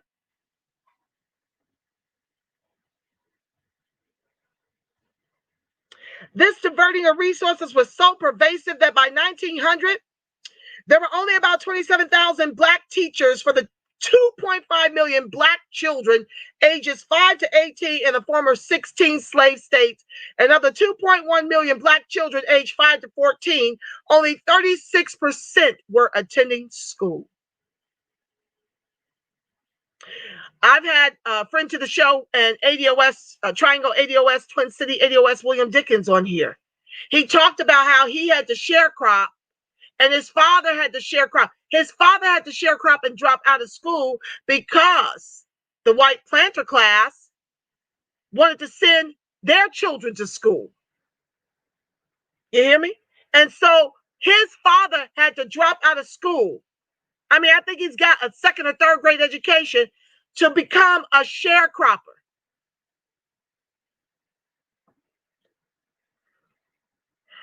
And even William Dickens himself had to sharecrop.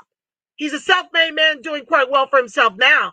But this is after having lost his father, who had 8 heart attacks on the sharecropping farms. William got caught up, had to do a 10-year stint in jail, educated himself, came out, is doing quite well for himself. Okay? But he struggled, had to go to sharecropping, asked for an increase in his pay. But after he saw, what, I want to say $5 million worth of John Deere's on the farm, he went to ask for an increase to like $11 or $12. And they said, we can't give you an increase, but we'll give you, you can live on the property, right? You don't have to pay. You can live on the farm that you're sharecropping. Okay. He went to the state for a job after being released from prison. You know, the job that pays a living wage to apply for the same position.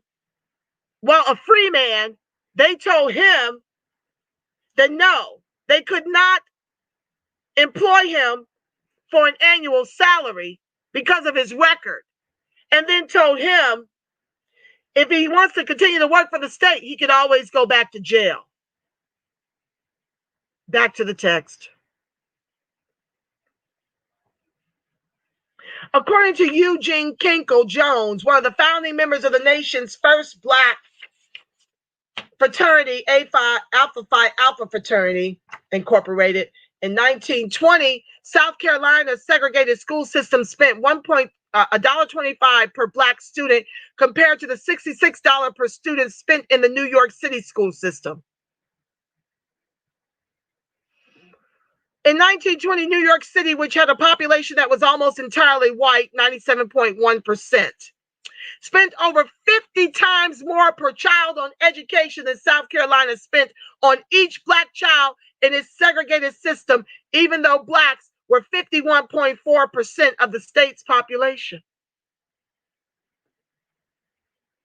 Between 1900 and 1920, despite significant tax increases to build schools in the South, virtually none of that money was used for Black schools.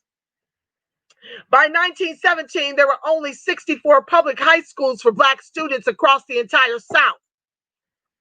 In 1909, Richard Wright, one of the foremost African-American educators of the post-Reconstruction era, found that 44% of school buildings used to educate Black children in 155 districts across 11 former slave states were privately owned by Blacks.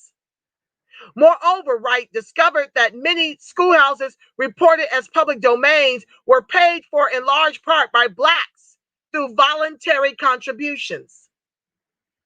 Therefore, to have their privately financed schools recognized and even partially supported by state or local school authorities, Black Southerners had to deed to the state their contributions of money, land, and school equipment.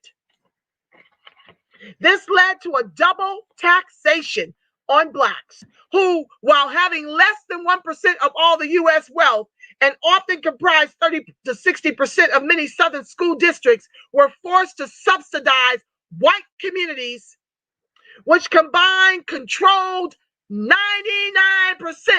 of the U.S. wealth. What's new, family?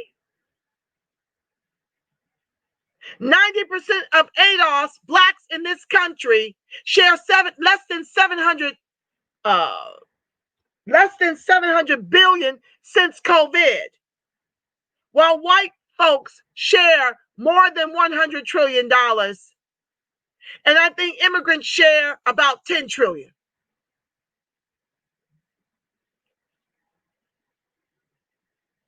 Of the 3 trillion between all the blacks, black immigrants comprising about 10% of all the blacks in this country share 2.3 trillion to 90% ADOS predominantly. There's some overlapping between groups here and there. Less than 700 billion since COVID. And this is old data. I got to try to find, it's hard to find these numbers. That's why they flatten blackness. That's why they want to call you African American. That's why they want to call you black. And that's why we're insisting on being termed American descendant of chattel slavery, so we can unmask the failure and show this country how we got to George Floyd 846, and the beat damn goes on with government sanctioned execution.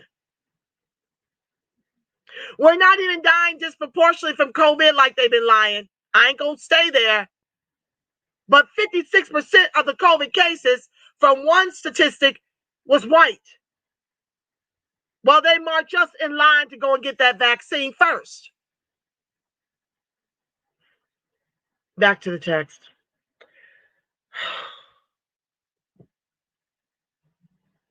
The fundamental problem with the idea of separate but equal was that it was impossible to make facilities equal in a culture and society that was based on almost 300 years of pervasive, coercive, and systematic inequality and inequity.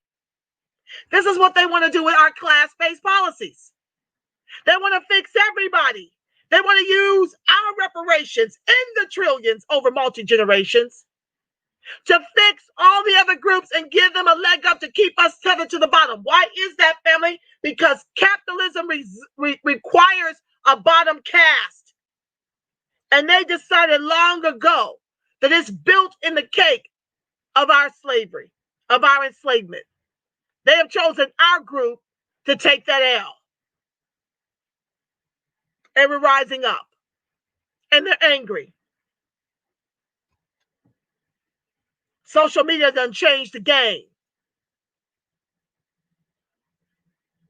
The terrifying result of this doctrine was that it provided a legal vehicle for southern states to continue to invest as little as possible in the education of black children over the course of 6 generations between 1865 and when the law was found to be unconstitutional in 1954. 6 generations and counting. You saw what Rahm Emanuel did in Chicago. How many schools did he close? While he sits up here bewildered that there's black on black crime and black on black murder. You rob them of education, jobs, and businesses, and you are doofus when it comes to understanding why. People refer to it as Chirac. You close the schools, fire all the black teachers, replace them with white ones. But you scratching your head as Biden prepares to give him a seat in his administration over transportation. He couldn't even run transportation as mayor of his own city, but he gets to be in Biden's administration over transportation. Make it make sense. In many cases, black teachers in the South were paid only 25 to 34% of what white teachers were paid. White teachers made up to 300% more than black teachers. I'm telling you the cost. I'm telling you the cost, the black tax, the cost of being black in America. This is on top of the 97 trillion that were owed from slavery. These are additional things. Between $5 to $8 were invested to educate a white child for every dollar invested to educate a black student. White students received up to 700% more than black students. To this day, white students also receive 50% more years of education than blacks by age 25, but they want to give our reparations to relieve everybody of their student loan debt.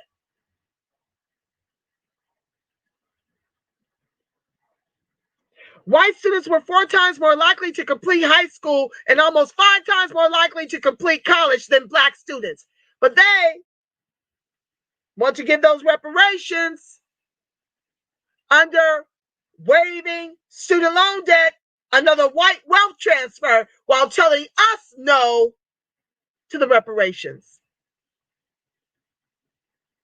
Thank you, P. Burley. He said, Rom's so toxic, Biden had to withdraw it. I'm so glad. Rest in power, Laquan McDonald.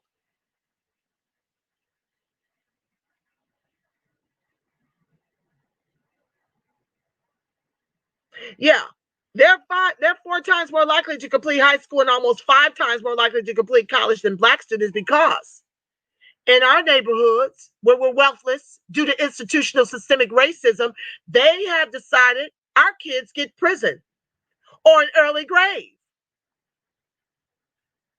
Did you cook tonight, Angela?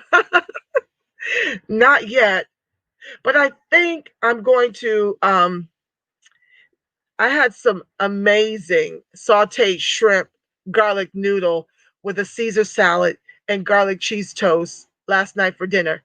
I think I'm going to do a repeat of that, or I might finish off my turkey spaghetti casserole, which has green olives and a cheddar cheese blend. You bake it like a lasagna. My mouth is watering. I've not eaten all day. I had some chocolates, but I'm not eating a meal. I may have that to finish that off. These are leftovers though. But they're yummy, you know? Let me get back to the text. Stop distracting me, Debonair One. You're making my stomach growl. Let me get back to the text. Okay. I love to cook. I work out because I'm a foodie. So I work out every day at the beach because I love food. It's just so delicious. And I love the richest, decadent foods too. So I work out so I can eat. Anyway, education was also problematic at the post-secondary levels, with blacks excluded from white universities in the South. Education was also problematic at the post-secondary level, with blacks excluded from white universities in the South and almost all universities in the North, along with many black universities and colleges in the South being chronically underfunded. Is that not still happening in 2020? Nobody can even give me a count of how many ADOS are still at the black campuses. I think we're outnumbered by whites and immigrants alike in both student body and the administration. Can't find the numbers. In 1914, William Baldwin, the president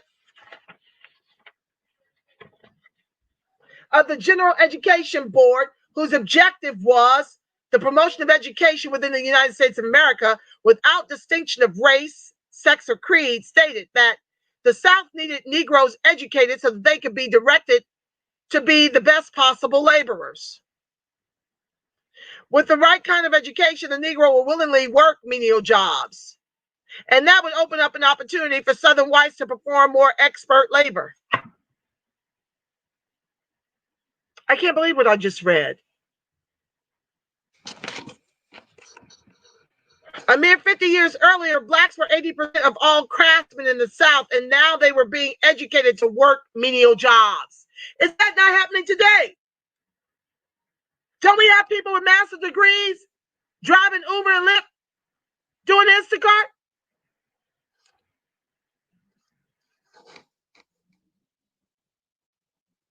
During Jim Crow, most high-skilled trades and jobs were reserved for white Americans and caused the percentage of black craftsmen to plummet to minuscule levels.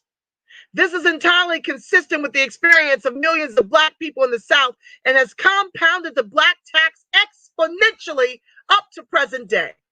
The overall effect of this objective was so far-reaching that researchers estimate that a truly separate but equal school system would have reduced wage inequality between black and white workers by up to 50%. Think about it this way. If all of the other discrimination in society, politics, and the labor market stayed the same, the power of an equal education could have reduced the wage gap by up to 50%. If Black students were given equal resources and opportunities, if all the other discrimination in society, politics, and the labor market stayed the same, I had to read that over. The power of an equal education could have reduced the wage gap by up to 50% if Black students were given equal resources and opportunities.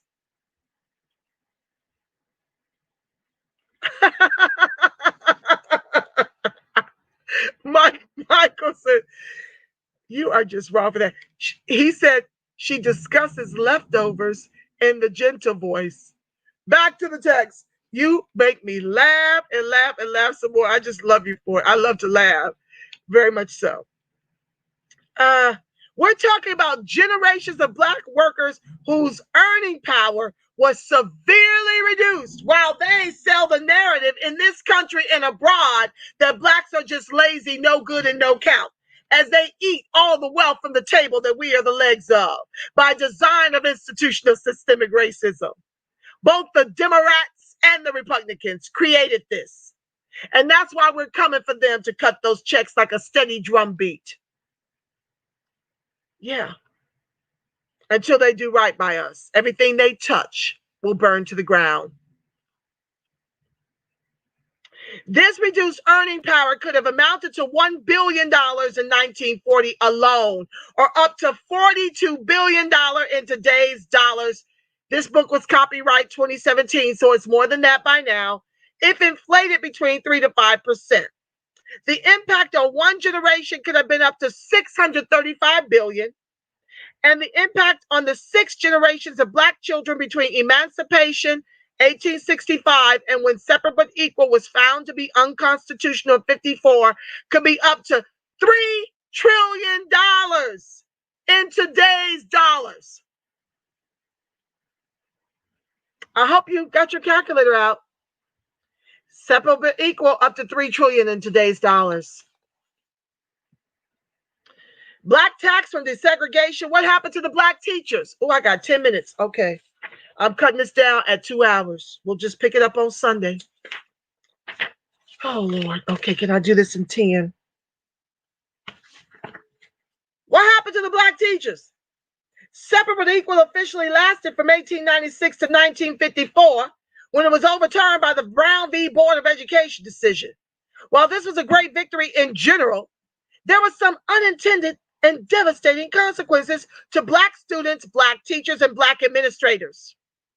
There was a dramatic reduction in the number of Black teachers at all levels. In 1954, about 82,000 Black teachers were responsible for teaching 2 million Black children and represented approximately 50% of the Black professional class. In the decade following the Brown decision, almost 40,000 Black teachers and administrators in 17 southern and border states lost their jobs. Black teachers were eliminated and ultimately replaced with a pipeline of white teachers. For the preschool to prison pipeline, or for the early grade by government-sanctioned executions and lawlessness in our communities. In Arkansas, virtually no Black educators were hired in desegregated districts in the decade between 1958 to 1968. In Texas, 5,000 substandard white teachers were employed, while certified Black teachers were told to go into other lines of work, says Carol Karpinski, an independent researcher and New York City educator. During that time, Black teachers received little help from unions. According to Helen Pate Bain, the National Education Association's NEA's president from 1970 to 71, the American Teachers Association, an all-Black union, was too weak. And the larger NEA was controlled by prejudiced people. In the mid-50s, Black principals were in a far worse position. Researchers estimate that 90% of Black principals lost their jobs across 11 southern states. In North Carolina, for example, the number of Black principals decreased from 620 to 40 in the 4-year period between 67 and 71. Children often choose careers that they encounter from family and social networks. Mildred Hudson, Chief Executive Officer of Education Management Company Recruiting New Teachers, observed that between 75 to 85, the number of Black students majoring in education dropped by 66%. Can't get hired. Can't get hired. This precipitous drop in Black teachers clearly had a significant effect on the networks and the career paths that Black children were exposed to and would ultimately choose from. By design of what? Altogether, boys and girls, institutional systemic racism. By the year 2000, 84% of the nation's teachers were white, while only 61% of students were white, and 38% of public schools did not have a single teacher of color. That's another way they flatten Blackness. Lump us into minority, people of color, Black, African American. You are an American descendant of chattel slavery. Say it loud, you're Adolph's proud. Okay? Fang, so horny. Oh my God. I don't know who you are. You've got to go. Being blocked. Okay.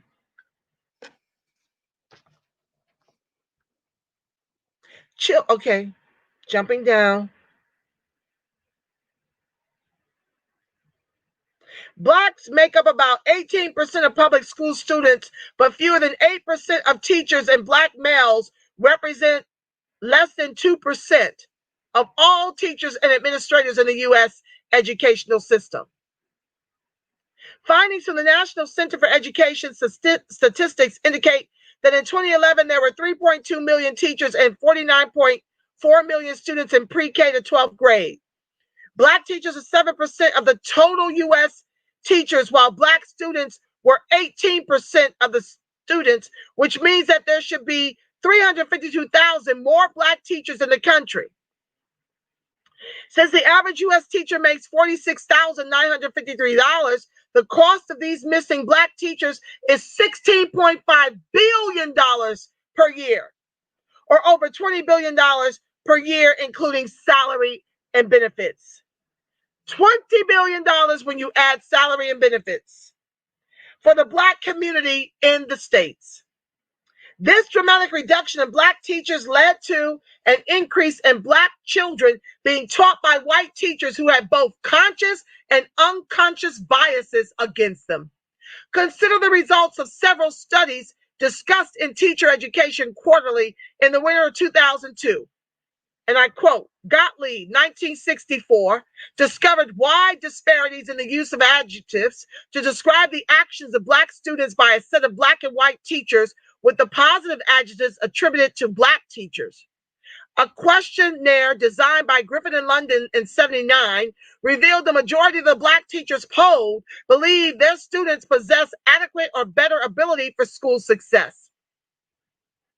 White teachers in the same study viewed a majority of the Black students below minimum levels of ability for achievement.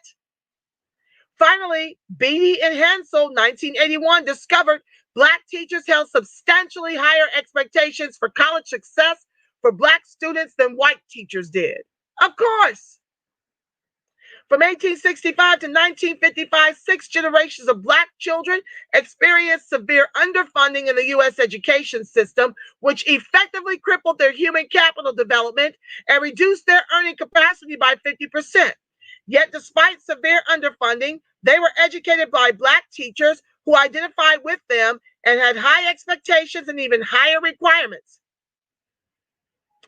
Here is a description of the commitment and impact that a Black teacher in the 1940s, Pine Bluff, Arkansas, had on Ivory Perry, a civil rights activist who fought against poverty and lead poisoning in the Black community in St. Louis. And I quote, What he learned at home found powerful reinforcements at school, especially in the class of Miss Myrtle Jones, his 10th grade teacher at Pine Bluff's Merrill High.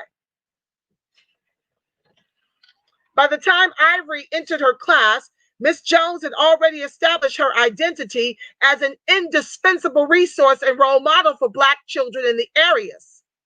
Before students could enter her classroom, Miss Jones held inspection to make sure that they had combed their hair, cleaned their fingernails, and shined their shoes. She wanted them armed with respect for themselves and respect for others. Black educators like Miss Jones had the difficult task of encouraging their students for success in a society that has stacked the deck against them. Miss Jones asked her students to look deeply inside themselves for the internal resources to transcend their unfair, unjust, and immoral circumstances. Self-discipline constituted the core of her philosophy. She took an active role in policing the extracurricular activities of her pupils, driving up and down Pine Bluff's notorious 3rd Avenue in her big white Chevrolet. All she had to do was honk her horn at her students, and they would dutifully turn around, go home, tell their parents, and accept their punishment. When she retired from teaching, she continued youth work for 20 years. After retiring from that job, she continued to do the same work on her own without pay. It was important to her that young people do something for others and that they recognize their responsibility to society. This is what American descendant of chattel slave teachers do for their babies, for our babies. We're geniuses, we're brilliant, and we're beautiful. And what is happening to us is by design of a government's institutional systemic racism. Know this, it is not your fault or that of any of your family members. I want you to be loving to each and every one of them this holiday season. Love, family. Let's not hate and tear each other down. Okay, let's continue to be God in expression as love, because God is love and God is in each and every one of you. You are God's expressing in the body temple. Back to the text, I'm almost done, and then I'll pray you out. After the Brown v. Board of Education decision, Black students transitioned to a system that had more funding, but eliminated tens of thousands of Black teachers and increased their exposure to teachers with negative biases and decreased expectations. This was a net loss to the Black community because Black teachers, principals, and administrators were replaced with white teachers, principals, and administrators who don't give a damn about our ADOS children. This is why many Black folks are starting to homeschool. My daughter is doing poorly in chemistry, and I've had a call out to her teacher, an email out to her chemistry teacher, who is immigrant, has not returned any of my inquiries.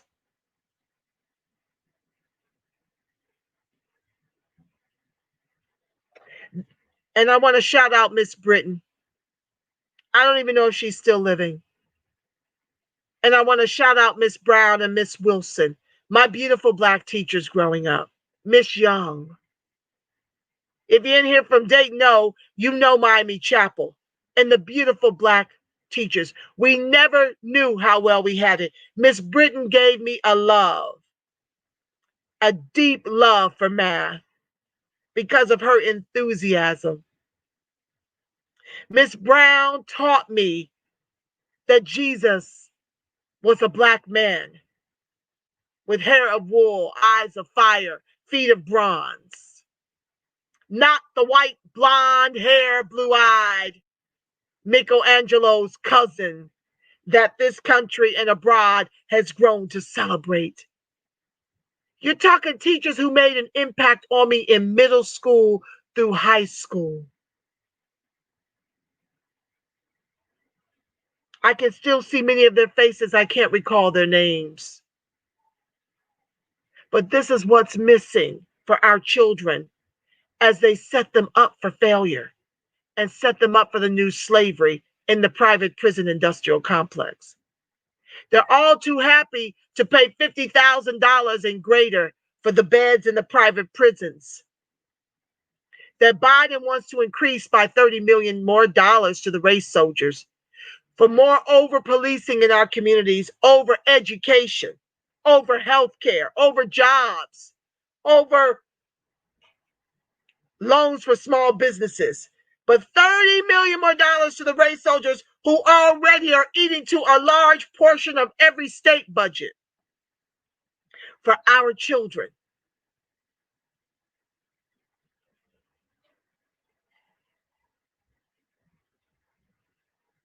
This was a net loss to the Black community because Black teachers, principals, administrators were replaced. Okay. This diverted tens of billions of dollars of incremental funding away from the Black community via firing of Black teachers and shifted it to the white community via the hiring of white teachers. So let's look at that Black tax. Elimination of 25% of Black professional class, elimination of a pipeline that would produce generations of Black teachers and administrators, Black children exposed to higher concentration of teachers with lower expectations and anti-Black biases, 352,000 fewer Black teachers, and $20 billion per year of income and benefits missing from Black families, up to $1 trillion of teacher salaries and benefits missing from Black families since '54.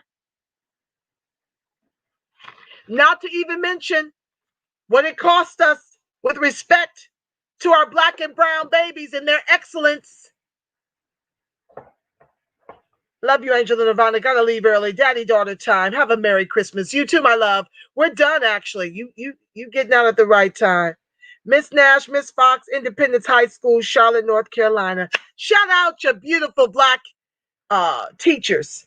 Shout out the ones that made an impression on you. The one that sold into you. The one that loved you like they were your mothers and your dads.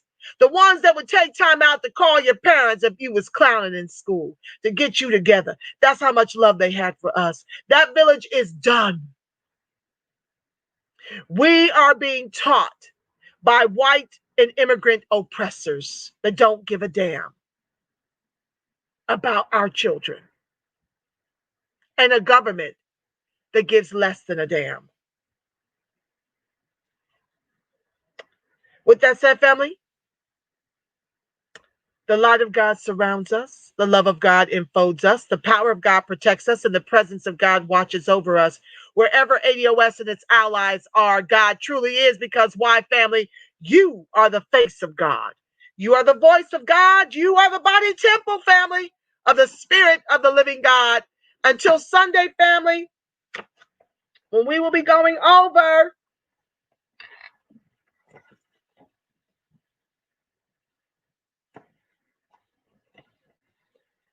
Black Tax from Housing Discrimination, 1935 to 65, and Black Tax from 65 to the present, and Black Tax from 1619 to the present, a short summary, before embarking on part 3 next Friday. I'm trying to move my show times to Friday and Sunday, so I'm not in conflict with all the other amazing, incredible new Black media out there. We're all pulling and buying for your attention and your love.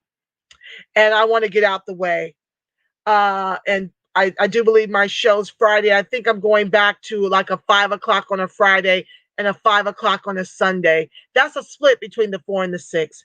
So until Sunday, family, I want you to have a very Merry Christmas.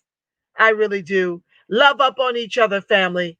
Love up, eat well, enjoy yourself, relax your mind, let your conscience be free. You understand? Know this, if no one's told you they love you today. I love you, Black family. Yes, I do. I love you strong. You are the wind beneath my wings over here at the Friends of ADOS TV channel. It's my plump, pleasing pleasure to be your voice and to fight for all that you are owed. Know that you're beautiful, brilliant, and the God in you is able to overcome no matter what. Mwah.